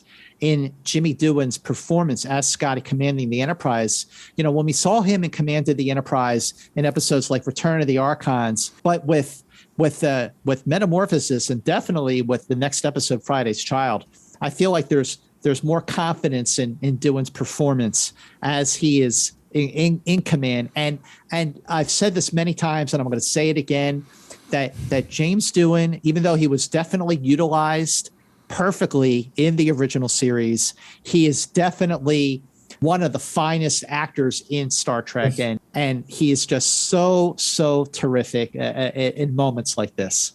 And let me say something about George, because he doesn't have any part of the more personal material that Jimmy and Nichelle had, but he is just so good within just his relating of the facts of this. There is the concern. He's an underrated actor too. Spock is explaining the universal translator to Zephram Cochrane, and I think this is our first real mention of the universal translator, isn't it? That is correct, my friend. This is the first appearance, the first time that the universal translator is mentioned. And now we see Kirk really trying a different approach to the whole thing. And he's like, when Spock gives him the translator, which definitely looks a whole lot better than that microphone that McCoy was using in Court Martial, it looks like a translator. He is given the translator, puts it in his hand. He stands up straight, arches his back, and says, "Mr. Cochrane, call the companion." Yes, but with a long pause before he says it. This is the moment of truth for Kirk to do some damage control here and communicate. Companion, we wish to talk to you. A film critic had this to say about this scene. Everything that you've seen up to this point is an urgent drama that they're in a race against time. Right here at this moment, the entire tone of this episode completely flips. The beautiful touch of the companions moving off of Cochrane as he hears Kirk try to address it. It is a voice. It is a female. And you know who wrote that? Who wrote that, Ralph? Scott Mans. Ralph, for you to read back my words of this absolutely seminal moment of Metamorphosis, if you would have told this 6-year-old kid that one day the director of what would turn out to be his favorite episode would remember this moment when I wrote this and read it back to me during a podcast that I was hosting with my great friend Steve Morris, I never would have believed it. And I am truly touched that you remembered that enough to read those words back to me. I cannot thank you enough. I have it on my website. Oh my gosh. Wow. That's pretty cool, Ralph. That's lovely. Did you know as I was reading it that I was reading your words? As you got halfway through it, I was like, wait a minute. That definitely sounds familiar.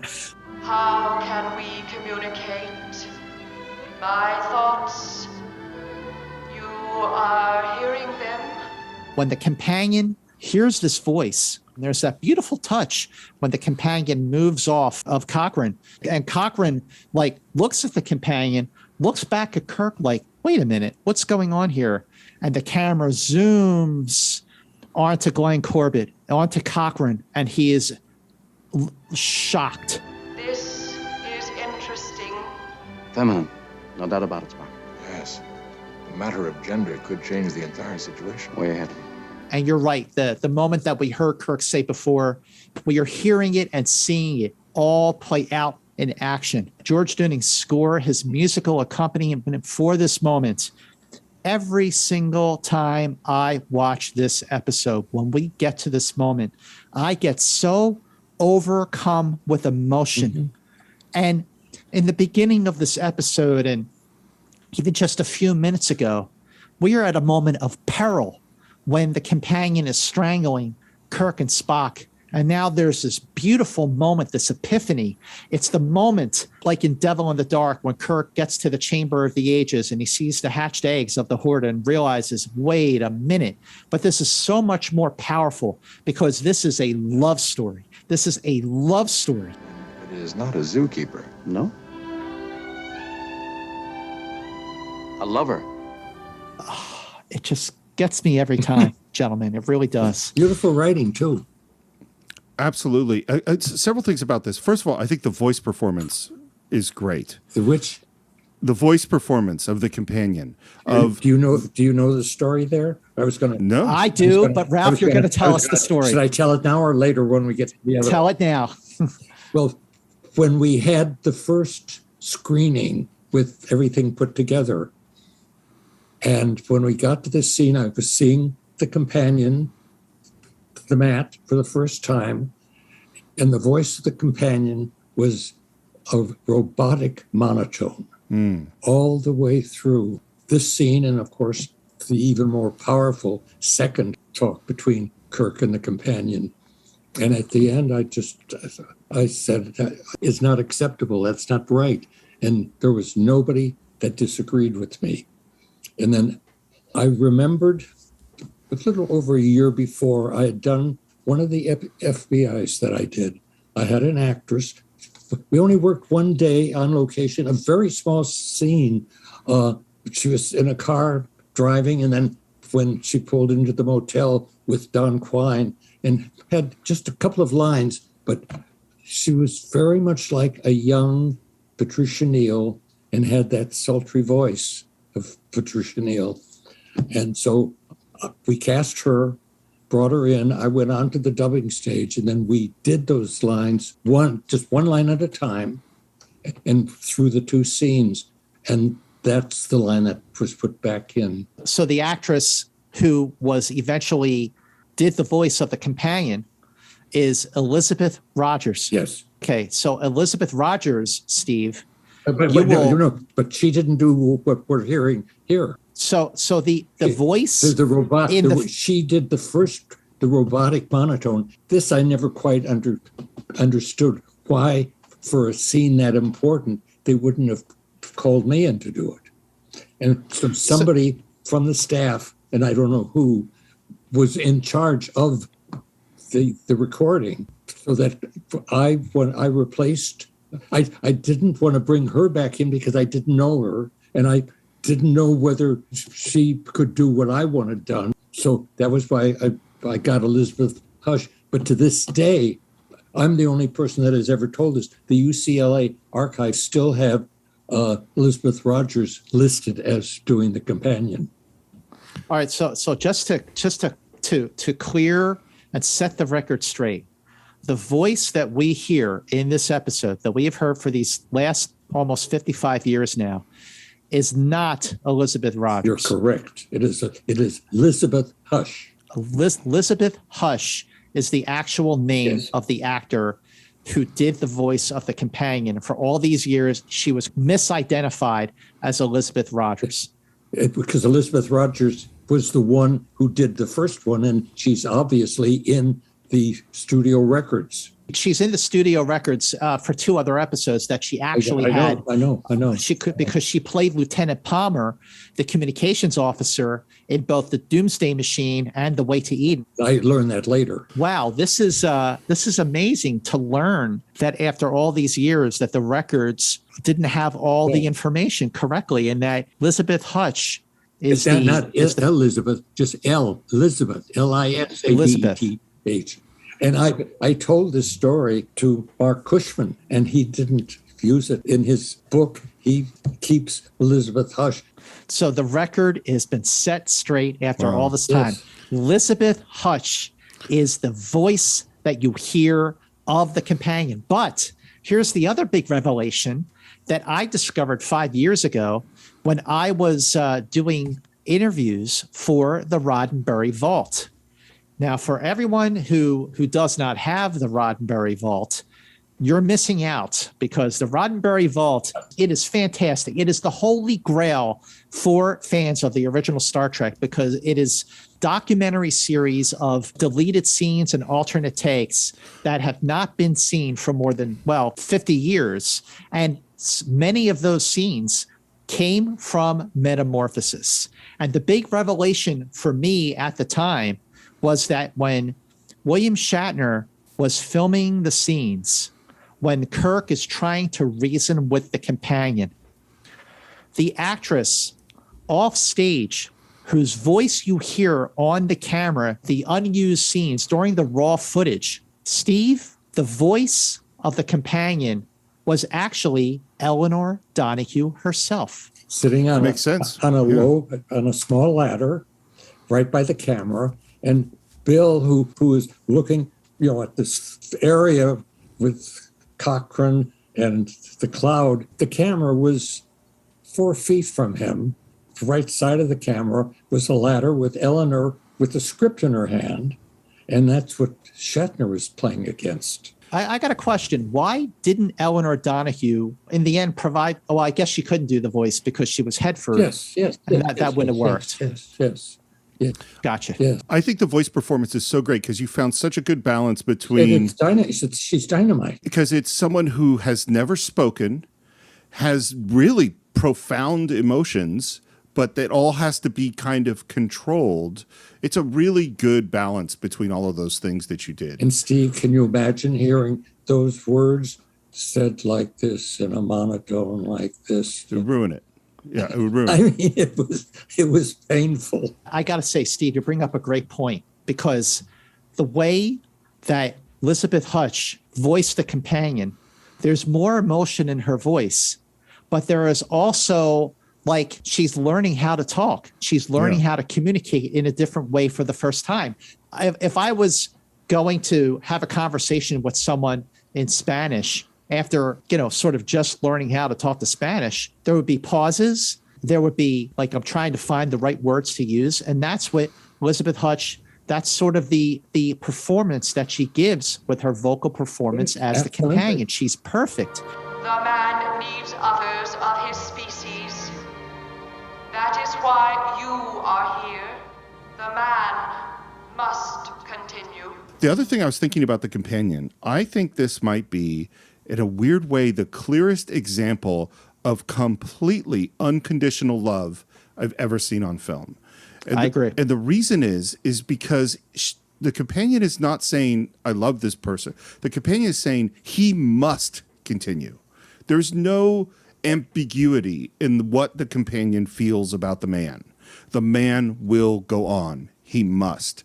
It's as if everything about the companion's existence has focused now on this person in a way that, what's so interesting to me is the companion is going to choose human love, but I don't think humans love the way the companion does. Oh, I agree. There is it's not a criticism exactly. What Kirk is trying to say is a classic Kirk philosophy, which is that we can't just live here. We have to struggle. We have to have challenges. Or we will cease to exist. I don't like how many times you use the term cease to exist, because I think there were better words that could have been found for the concept, because it isn't that their bodies will stop living. It's that their spirit will die. And that's a hard concept to get across. And I just feel like I wish there were some other words we were using. That's just how I feel. Your bodies have stopped their peculiar degeneration. There will be nothing to harm you. Which, by the way, made me realize, Ralph, that you directed 2 episodes where the crew of the Enterprise are completely healed by going to some planet. Steve, I want to bring up something you just said, where you were talking about how humans need obstacles to overcome in order to live and thrive and flourish.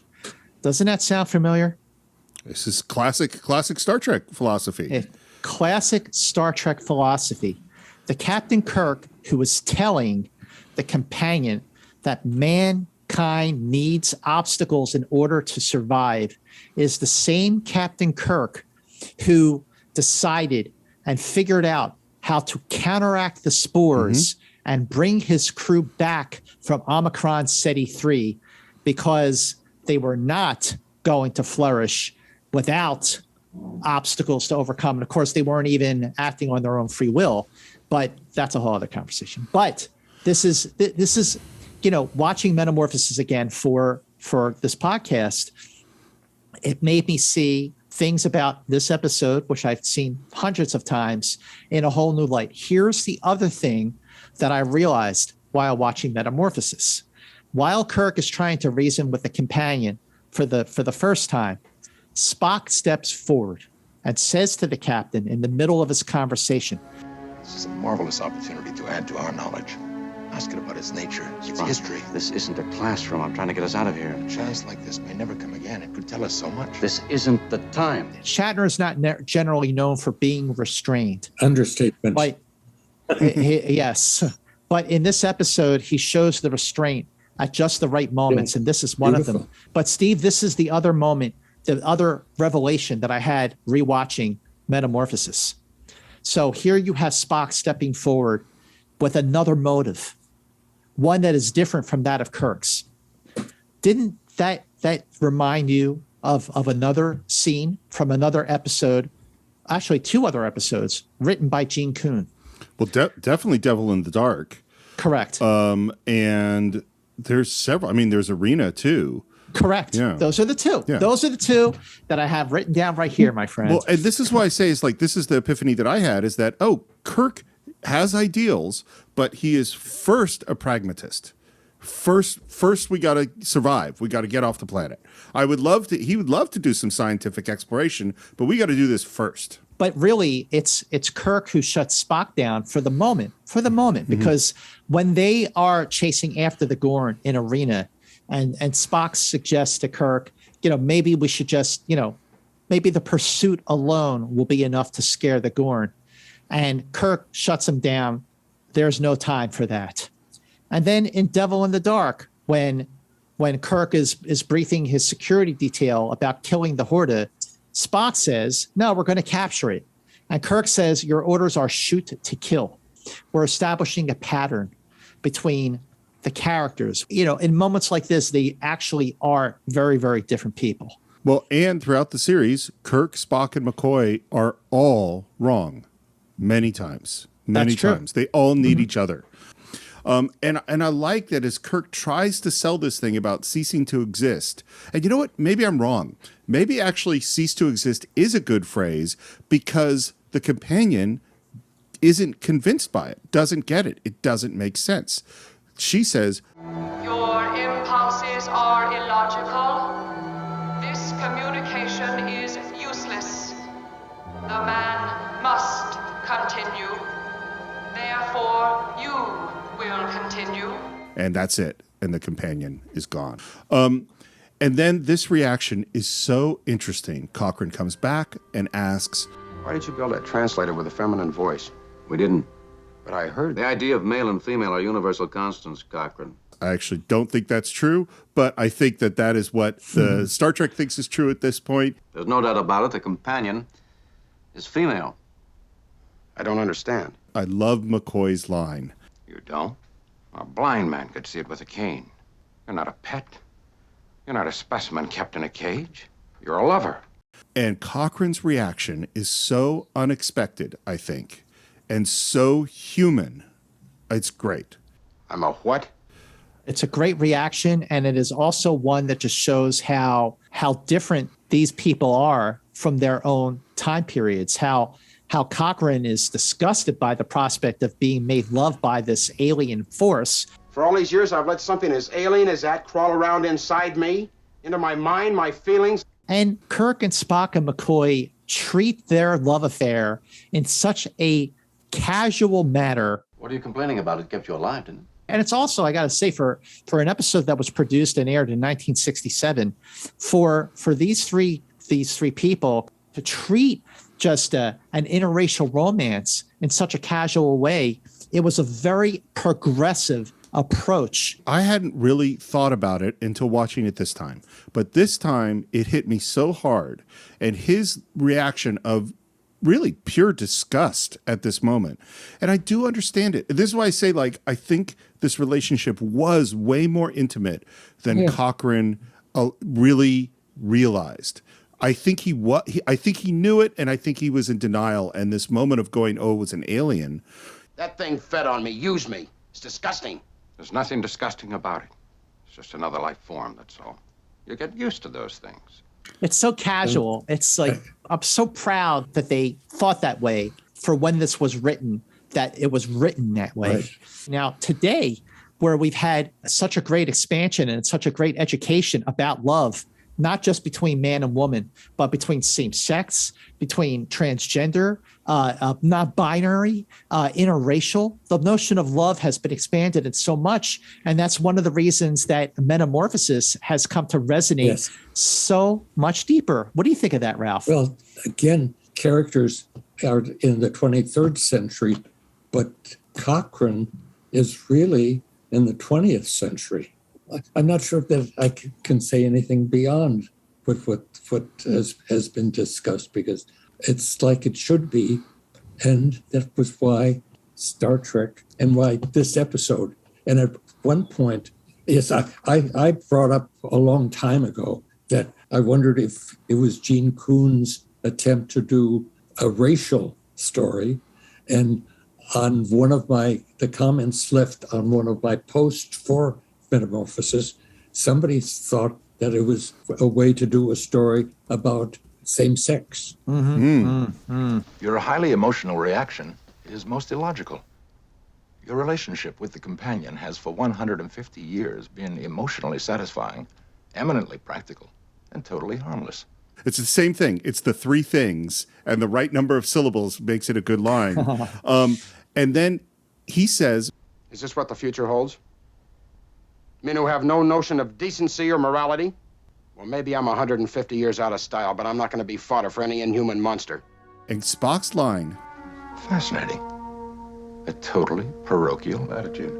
I think this is so great, and this is where I go, this really is about race, or this is about gay relationships. Because if you think about, if you took someone out of the mid-60s and put them today, and looking at what the world is like, there would be a lot of things where they would have this parochial attitude. Yes. Do you know what I mean? Is that the world has changed between Cochrane and our guys on the Enterprise, and so he needs to evolve with it. And I never saw any of that in this episode until this last time. In the other room, while Hedford is dying, but she has heard everything that has happened. He was loved, and he resents it. She is telling him how I basically have squandered my life. I've been good at my job, but I've never been loved. Never. What kind of life is that? And this man has this kind of love, and he rejects it. And she is nearing the end of her life, realizing that her chance to have that kind of love is gone. She never will have had it. And she turns away from McCoy to her side and cries, facing the camera. And when I was watching this, and we're still in the midst of a 50-minute episode, and I realize that Eleanor Donahue is giving a performance for a lifetime. And it's all in the course of one TV series episode. The range that she is displaying with this performance. She's wonderful in this episode, Ralph. Yes. And not only this episode, but in this one scene that is capping performance. It's a scene and a performance comparable to Louise Reiner's telephone call in The Great Ziegfeld version. It was just a telephone call, and she won an Oscar. Yeah. Well, and this is her for your consideration moment. Actually, you're right.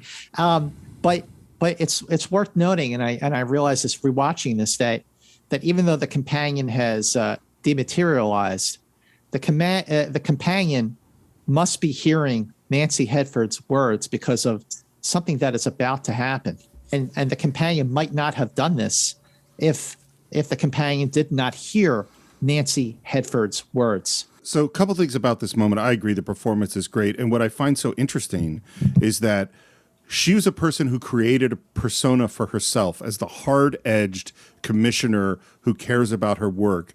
And now at the last moments of her life, she's realizing to some degree the emptiness of that she's good at her work, but she's missing this other thing. And what hit me is, in a weird way, as we discussed throughout this podcast, has made the choice that Kirk has made. She chose work over love. That's what Kirk's done throughout the show. And now she is realizing at the end of her life that maybe that wasn't the right choice. Mm-hmm. We're back on the Enterprise, and again, we're continuing the methodical search. We're not going to spend a lot of time on it. And then we come back to another conversation with the companion.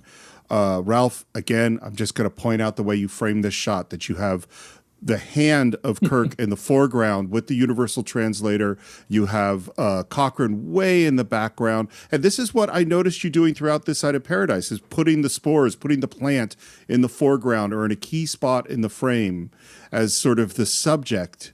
It's really dynamic framing for me. So, Steve, we have talked before about a story device in a screenplay where you come into a scene while it's already happening. Yes. What is that called again? Enter late, leave early. It never occurred to me watching this episode before, but rewatching it now after we have talked about this. But now here we are. We came into a scene late. The conversation is already underway. There's no setup to it. It's already happening. But I love how the scene actually begins. Companion, you love the man. I do not understand. Is he important to you? More important than anything, is he? And Kirk is looking for the right words.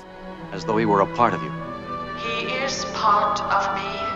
She doesn't feel like he's a part of me. He is a part of me. That's what I mean by total unconditional love.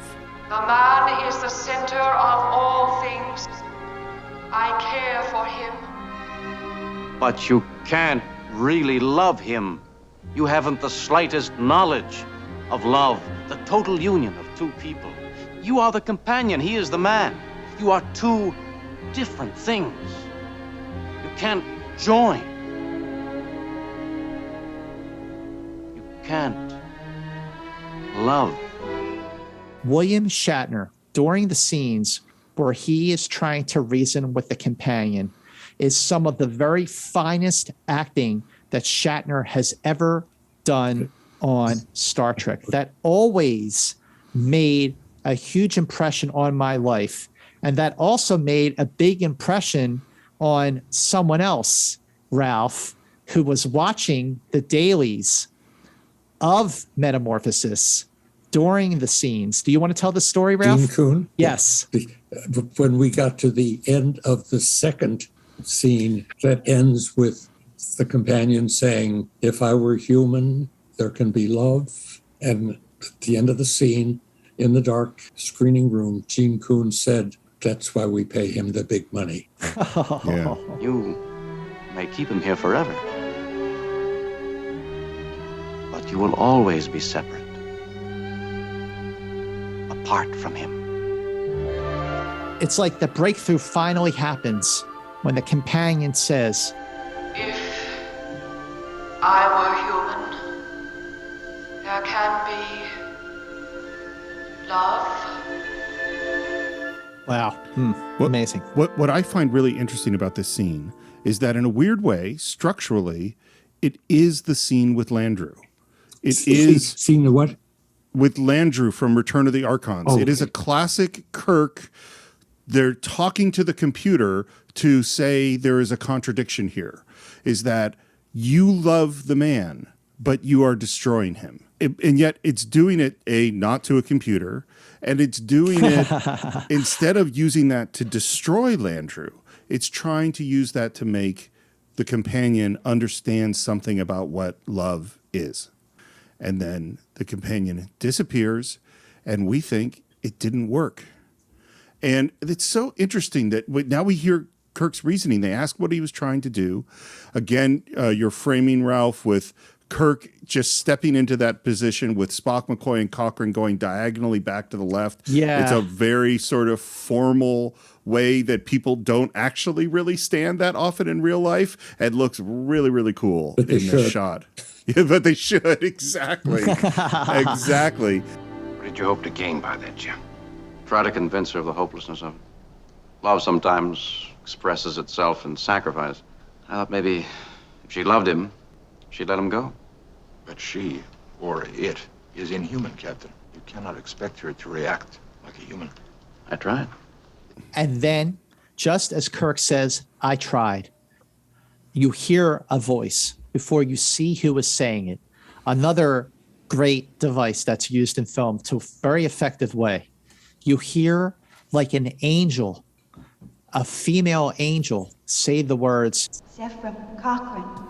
They all turn around and standing in the door to Cochrane's home, looking better than she did the entire time we have known her.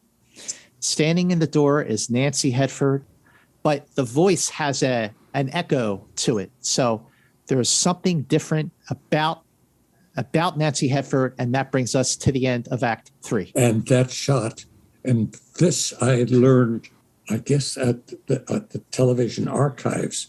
When we cut to Nancy, it was a wide shot that zoomed in to her for the blackout.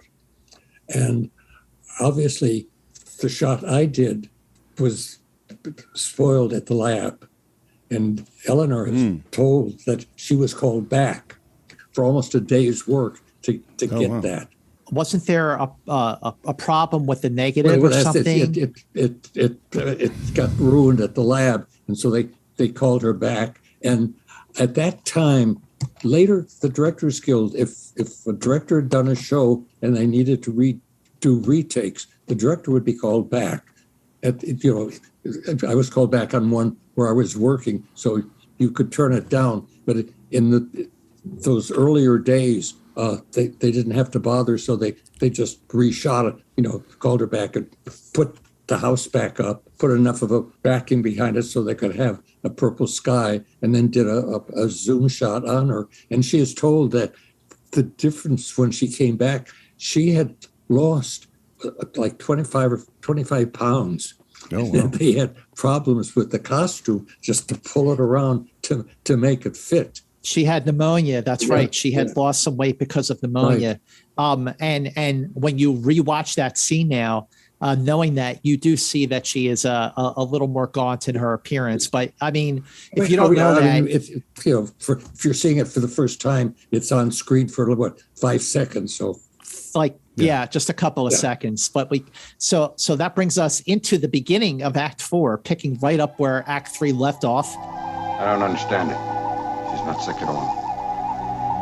We understand. This is a scene where I had problems before, and I still have problems, and I found out why I have the problems.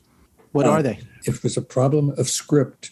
As Gene Kuhn originally had planned it, Hedford died, and the companion took over the body. The network were concerned about doing that. Because of them, it had to be that the two are in there, and that starts to become a problem. It's her.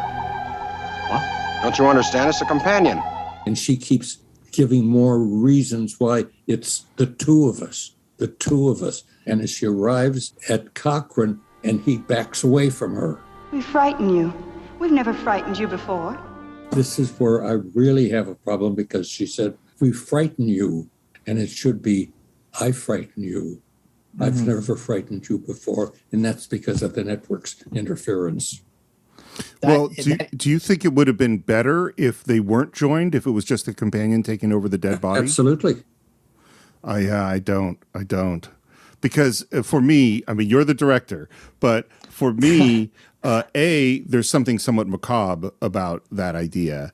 But the second thing is that with the great scene with Hedford where she is lamenting her lack of love, this is a resolution to her character's journey.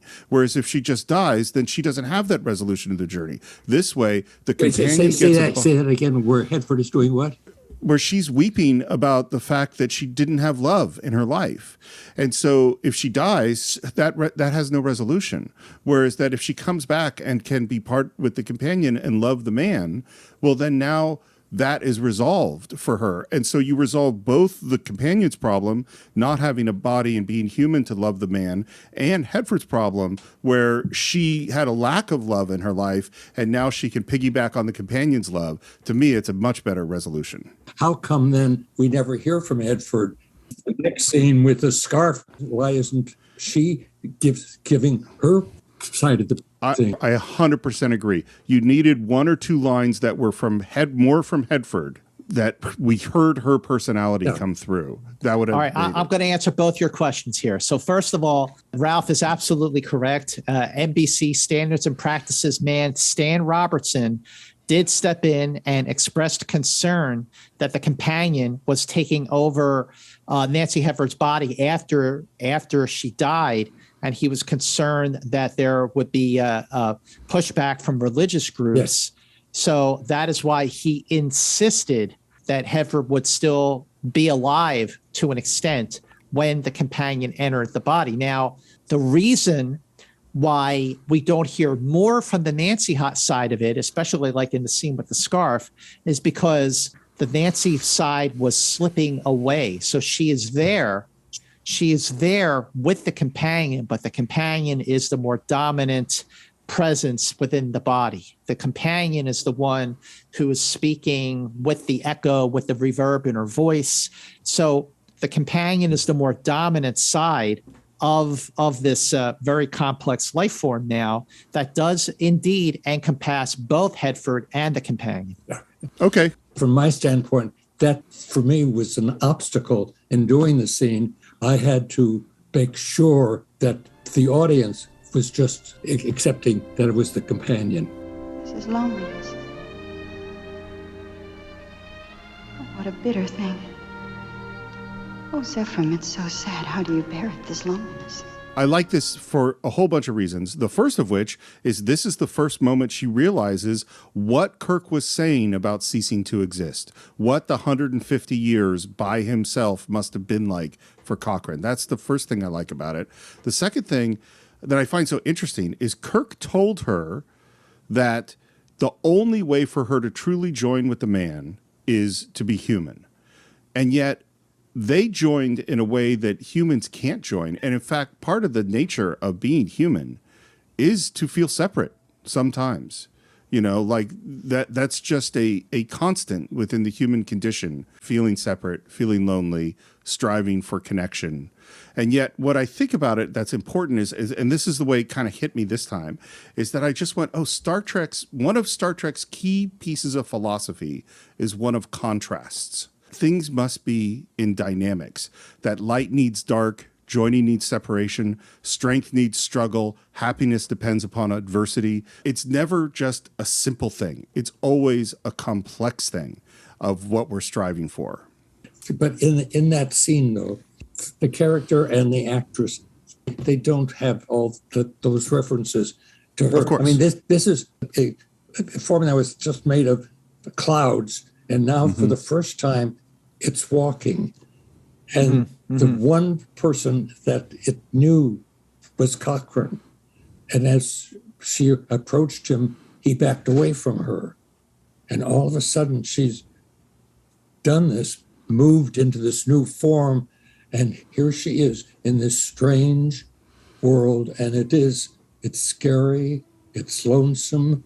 I mean, it's like if a baby is born at the age of 25 and just wakes up, and how affected they will be at just looking around if that's their first view of life as a human.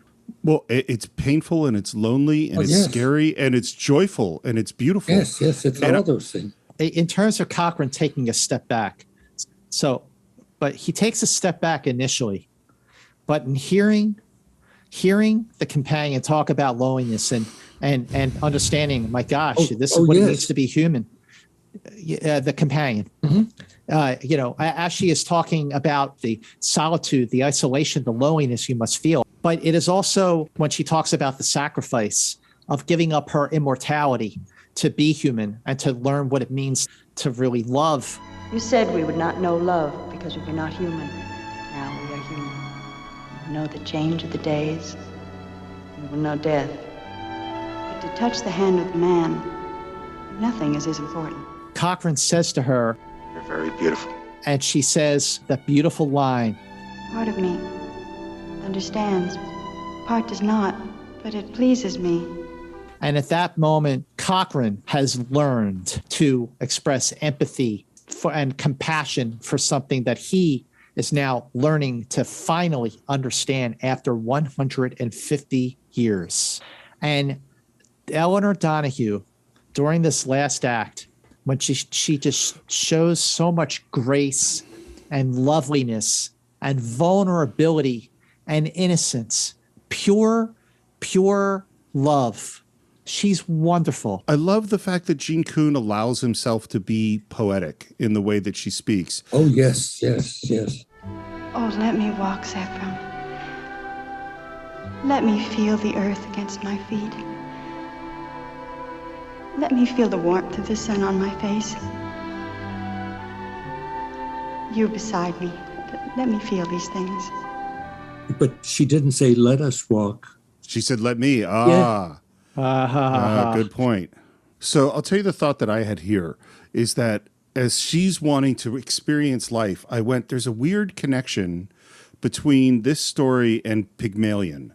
Not the Shaw Pygmalion, but the original myth, because there's, Pygmalion is the story of the sculptor who made a beautiful sculpture and fell in love with it, and then Aphrodite brought the sculpture to life. And I went, oh, here the companion is sort of both the statue and the sculptor, and she saves the man, and in giving him life, she falls in love, but can only experience love by becoming a real woman, just as Pygmalion needs his statue to become a real woman for them to fall in love. And as I was looking at this and thinking about it, I realized, so Pygmalion is a story from Ovid. And do you know what the name of Ovid's book that Pygmalion appears in? Metamorphosis? Metamorphosis. No. Oh my God. Oh, wow. Oh my God. Steve. Yeah. Mind blown. Yeah. Oh my gosh. I literally just found that this morning. Oh my God. Holy Toledo. That's amazing. So they head off together. Yes. And I have a comment to make there. Go ahead. Now, I hate to find fault with my directing, but I don't like the shot of them walking away. Why? They just two bodies lumbering away, walking.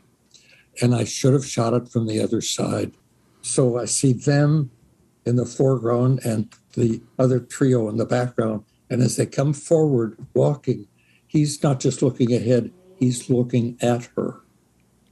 You're right. Oh, wow. You're right. Wow. That would have been better. Yeah, that would have been better. But it's a good scene. Yes. And then as they go out, the three in the background are looking. And ideally, then I would then cut into a close-up of Kirk to get his reaction of what's happening there. But as they walk away, you do cut back to Shatner and Nimoy and DeForest Kelly. No. Or if I do, it's a wide shot. I don't remember whether I do. You do. You cut back to the three shot of them. And Kirk is standing in front of McCoy and Spock, and he's smiling. You know what? What's funny, Ralph, is this thing that I've been describing throughout that I just admire about the way you direct, which is the way you frame shots. The shot you just described is one of those Ralph Senensky shots that I like, that where it's much more dynamic and interesting with foreground and background elements. Yeah, absolutely. Which one? The one in the I've just described? The one, walking towards camera, the one you just described. Yeah, because the walking away, they're just walking. And we're not continuing the story of him maybe not looking at her, but as he's walking, he turns and looks at her. And at that point, she's, of course, admiring. Right. You could see her reaction to the world. And as she's seeing a new world, she's discovering a new world. He's discovering this woman that he loves. You would have gotten so much more out of the shot. Oh, You're absolutely. Right. Yeah. So we contact the Enterprise. What happened, Captain?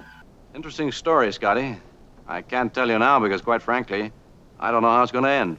And then we cut to the most beautiful moment of this episode where I got to say, no matter how many times I see the scene, it moves me to the brink of tears every single time. And as Nancy Hedford as the companion is watching Zephram Cochrane talk about going back to the stars and showing her around, the companion holds up Nancy Hedford's scarf. And because of the pattern of the scarf and the pattern of the visual effects of the companion here in human form, by holding up the scarf, is seeing Zephram Cochrane as she had seen him for the past 150 years. The beauty of this moment is that the pattern on the scarf matches the pattern of the companion herself. But how did all of that happen, Ralph? My concern, still wanting to make sure that the audience realized that the companion figure, that it was a woman, to tie it together and to just have opened and accepted it. And I thought, as the companion, as the cloud, she has never seen a scarf before. And so she's looking at the scarf. That's just another one of the new things to adjust to in life. When we saw it in dailies, the scarf was green and purple on both sides. And it was so dark, we did not see, were not aware of him in it, seeing him through the scarf. When they were doing the final stuff in the lab, and probably with a representative from the company, they spotted it. And when you cut to the point of view, the scarf changes color. It's yellow. Yeah. And that's what matches. You see, I would like to take credit for having thought of it, but the fact that it came together, and if I hadn't had the scarf lifted, it wouldn't have been there. But it's a magic moment. So to be clear, you're saying that the reason that it ended up matching color-wise was you actually had to do color correction in the lab in order to make it more transparent or more translucent? To make it match. And, right. And at first, when I saw it at first, I thought, oh, it doesn't match. And then I thought, yes, it does, because the scarf might have been the same color, but the companion figure, that's the way she saw things. Yes. And then, of course, when it cuts back to lowering the scarf, it's green again. So do you think that when the Westheimer Company did the visual effects for Metamorphosis, do you think that the Westheimer Company saw the scarf? I think it could have been Eddie Milkus. Eddie Milkus, associate producer, yeah. Could have been Bobby Justman, but I don't think Justman did that. But somebody from the company spotted that and said, let's adjust the color to create that fact. I mean, it is like an amazing... Oh, it's incredible moment. I mean, it's just such an absolutely beautiful moment that transcends Star Trek. It's just great television. And when we walked back to the offices after the screening, Gene Kuhn did say to me, "How did you know to do that moment with the scarf at the end?" Well, how could anybody know? We didn't know what the scarf, what the the companion was going to look like. Wow. It really is an amazing moment. And I think the scene's amazing, too, because Kirk said a couple of scenes ago, love sometimes expresses itself in sacrifice. and now we're going to see, it's so funny, Scott, you brought up O. Henry a while ago, and this is an O. Henry moment because she can't leave the planet, and she knows he's going to leave. And so she has sacrificed herself, her life, in order to have one moment with him and allow him to go live his life. But even if you stay here, you'll eventually die. The joy of this hour, I am pleased. And the thing that he wants most is to get the hell off the planet. And in this moment, he realizes that this is the person he loves, and he didn't know that until he's looking at her right now. Well, I can't just fly away and leave you here. You must be free, Zephram Cochrane. You saved my life. You took care of me. You loved me. You never understood. I do now. It is such a beautiful moment, and he kisses the companion for the first time in 150 years. Or actually, I should say, he kisses the companion back, because for 150 years during their connections, that the companion had been kissing him in her own way, in the form that she was already in. The Enterprise is waiting, Mr. Cochrane. I can't take her away from here. If I do, she'll die. If I leave her, she'll die of loneliness. I owe everything to her. I can't leave her. I love her. And it's such a beautiful moment of closure. And as Kirk, Spock, and McCoy are about to depart, Cochrane says, Captain, don't tell them about me. Not a word, Mr. Cochrane. Which should be the end of the dialogue. Should be the end of the dialogue. What do you mean by that? Not a word, Mr. Cochrane, and exits as you see Cochrane and the companion. What did you think of the bit where McCoy asked Kirk, what about the war in Epsilon Canaris 3? I hated it then and now. It's interesting. Why do you hate that scene? I actually like it. I like going out on the romantic mood. That started with, you took care of me. You loved me. I didn't know that before. I know it now. And I would like to have had that. I totally agree, Ralph. And I think you could do it, though. I think this is where I always think about this when you're writing, of like, how can I have my cake and eat it too? How can I get all of the things that I want? And I think if you restructured this piece of the script, is that he tells Kirk, I want to stay with her. Kirk alone says the thing about, well, we can find someone else that can stop the war. Then you go back to the companion who says, no, you have to go with them, and you have your final romantic lines with him saying, I want to stay with you. So you can end on the romantic lines, but still get the other stuff too. I think there would be a way to do it. Okay, now here's why I actually do like this last line that McCoy and Kirk say. And Ralph, if you had asked me this question yesterday or 2 days ago, I would have agreed with you 100%. Not a word, Mr. Cochrane. They walk away, produced by Gene Roddenberry, end of story. But what I realized when McCoy says, what about the war in Epsilon Canaris 3? Kirk responds, well, I'm sure the Federation can find another woman somewhere who'll stop that war. And what I like about that line is that he says, woman, not another person to stop the war. He says, I'm sure the Federation will find another woman to stop the war. Maybe it was subconscious. I don't know. I wish I could ask him, because I wish I could ask Gene Kuhn a whole lot of questions about Star Trek. But why he made sure to use the word woman in that final line to sort of make up for his lack of women in Errand of Mercy and Devil in the Dark, that it was a woman who was going to stop this war on Epsilon Canaris 3. I thought it was a really nice touch. Great way to end the episode. Ralph, I see your point. Steve, I see your point on why not a word would have been perfect, and it absolutely would have been. But the revision, the reassessment that I have for this episode that he ended with, that they'll find another woman to stop this war, I thought was a really nice touch.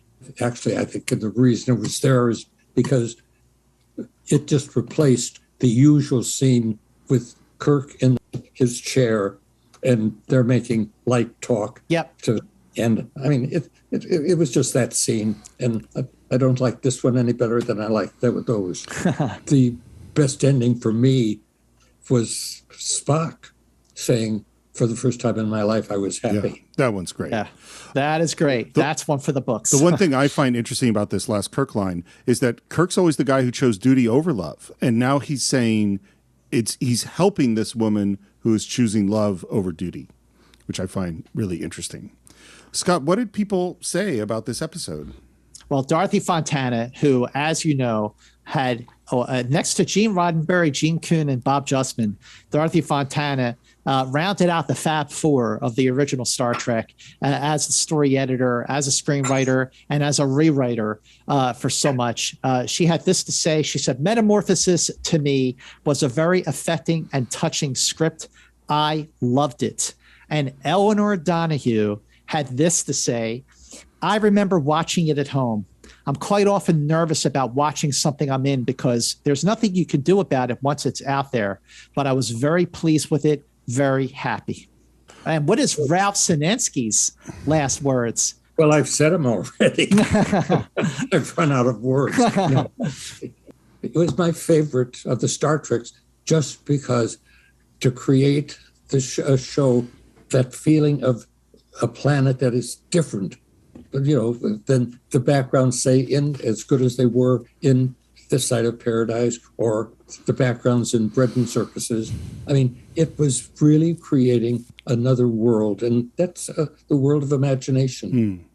Mm-hmm. Well, what does Steve Morris think about Metamorphosis, especially after this epic reassessment? Well, I certainly appreciate it far more than I ever did, which I knew that I would because I trust you, Scott, and I knew that there was more here for me to discover. This is the big thing I've been thinking about, is that we've talked about this relationship between logic and emotion, and we've talked about this relationship between the need to struggle and strive and stagnation. And it suddenly kind of came together a little bit. Even we go all the way back to the cage. And what is it that the Telosians need? They need emotion, and their life has become stagnant without it. What are little girls made of? What is Roger Corby missing? He's missing that human emotion and interaction. We have Spock, who is the symbol of all of this, who is continually struggling, like in This Side of Paradise, like in The Naked Time, trying to repress this part of himself. And here we have the companion who is able to experience, at the cost of mortality, love and emotion and all those things which make life worth living. And simultaneously, suddenly I went, oh, and what is Kirk doing? What is the hero of our stories doing who's allowing all of this to happen? He's walling himself off from love. That's what hit me so hard this time, is that Kirk is sacrificing love so that all of these other people can experience it, can move towards it. That's what hit me. What hit me this time, Steve and Ralph, was seeing Metamorphosis in the context in which we've seen all these episodes that we've talked about so far.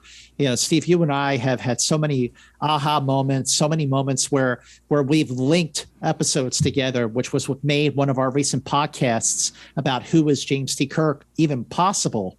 But the thing that really struck me this time was I've seen this episode. I mean, I lost count after 300 times. Wow. I'm serious. And what struck me again is while I was watching this episode, at each point where I got moved emotionally to the brink of tears, it happened again. It never fails. The only other TV show or film that moves me to tears, even after I've seen it many, many times over, is E.T. the Extraterrestrial. It, never fails to move me in such a way, and neither does Metamorphosis. Metamorphosis, like I said at the top of this conversation, is an episode that represents the very, very, very best of Star Trek. It is what Star Trek is all about. It is an episode that has come to resonate so much deeper, is so much more relevant now than it was in 1967 when it aired. It is an episode that many fans and also people who've worked on the various Star Trek shows they'll say the same thing. Yeah, when I was a kid, I thought it was a fine episode. But as I grew older and wiser and had life experiences, I've come to see that Metamorphosis is a masterpiece episode. And Ralph, you know who else has told me that about Metamorphosis, that it is their favorite episode as well, is Mike Okuda and Denise Okuda. I knew that. And Denise. Yes. They love this episode just as much as you do, as much as I do, as much as so many people. And I have to say that, for Steve and I to do this deep dive with you is really the culmination of a lifetime of love and passion for Star Trek. And again, I wouldn't even be here doing this with you if Steve Morris had not come after me for almost 2 years saying, hey, we should do a Star Trek podcast together. So to Steve Morris, A, for being persistent, and B, for just his week after week beautiful job cutting and editing, doing all the work he has to do on this podcast, I am beyond grateful. Oh, well, I think you know this, but I'm not sure Steve does. But when Mike Okuda called me to ask me if I would be interviewed for the Roddenberry Vaults, and I said no. You told him no? Why? Well, because my feelings about Star Trek. Right. I mean, I still had wounds. Right. And Mike understood, but he said, Denise wants to talk to you. And so she came on. She didn't come on to change my mind. She just came on and started talking about Metamorphosis. Mm-hmm. And she was so sincere and with the same enthusiasm for it that you have. And it was just so honest. And I said, okay, I'll do it. Oh, wow. Wow. That's great. Ralph, your website, Senensky.com, has such great insight and recollections of your career, not just directing Star Trek, but all of the hours of more than 100 hours, well over 100 hours of television that you've directed. 200. Well over 200 episodes of television that he's directed over the years. So please, ladies and gentlemen, everyone, please check out Senensky.com for great stories from the man himself. And again, Ralph, thank you once again for joining us. And thank you. We hope that you will join us again when we get around to doing Bread and Circuses, which is the third episode of Star Trek that you directed. And if Ralph, it's been absolutely incredible having you here. This is just such a unique honor to have you and to talk about this beloved episode. And if people listening want to tell us your thoughts on Metamorphosis, just go on Facebook is the easiest place. Do a search for Enterprise Incidents. You can follow the show on Twitter at Enter Incidents, on Instagram at Enterprise Incidents. You can subscribe to the show a whole bunch of places, the easiest being Apple Podcasts, Spotify, or YouTube. If you're on Apple Podcasts, take an extra minute and leave a review. If you're on YouTube, leave your comments. We love interacting with you there. Scott, if people wanted to find you out on the interwebs, how would they do that? Well, you can shoot me a tweet on Twitter at MovieMance or follow me on Instagram at MovieMance. And for everyone listening, like Steve said, please leave us a review on Apple Podcasts.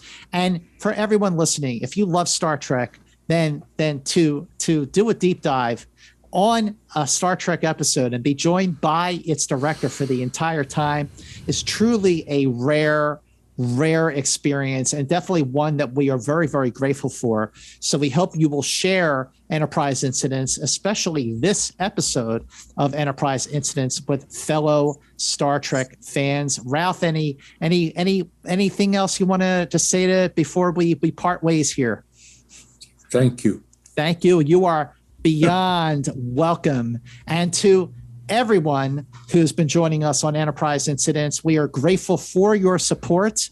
So please join us for the very next episode, which is Friday's Child. So until the next episode of Enterprise Incidents, keep going boldly.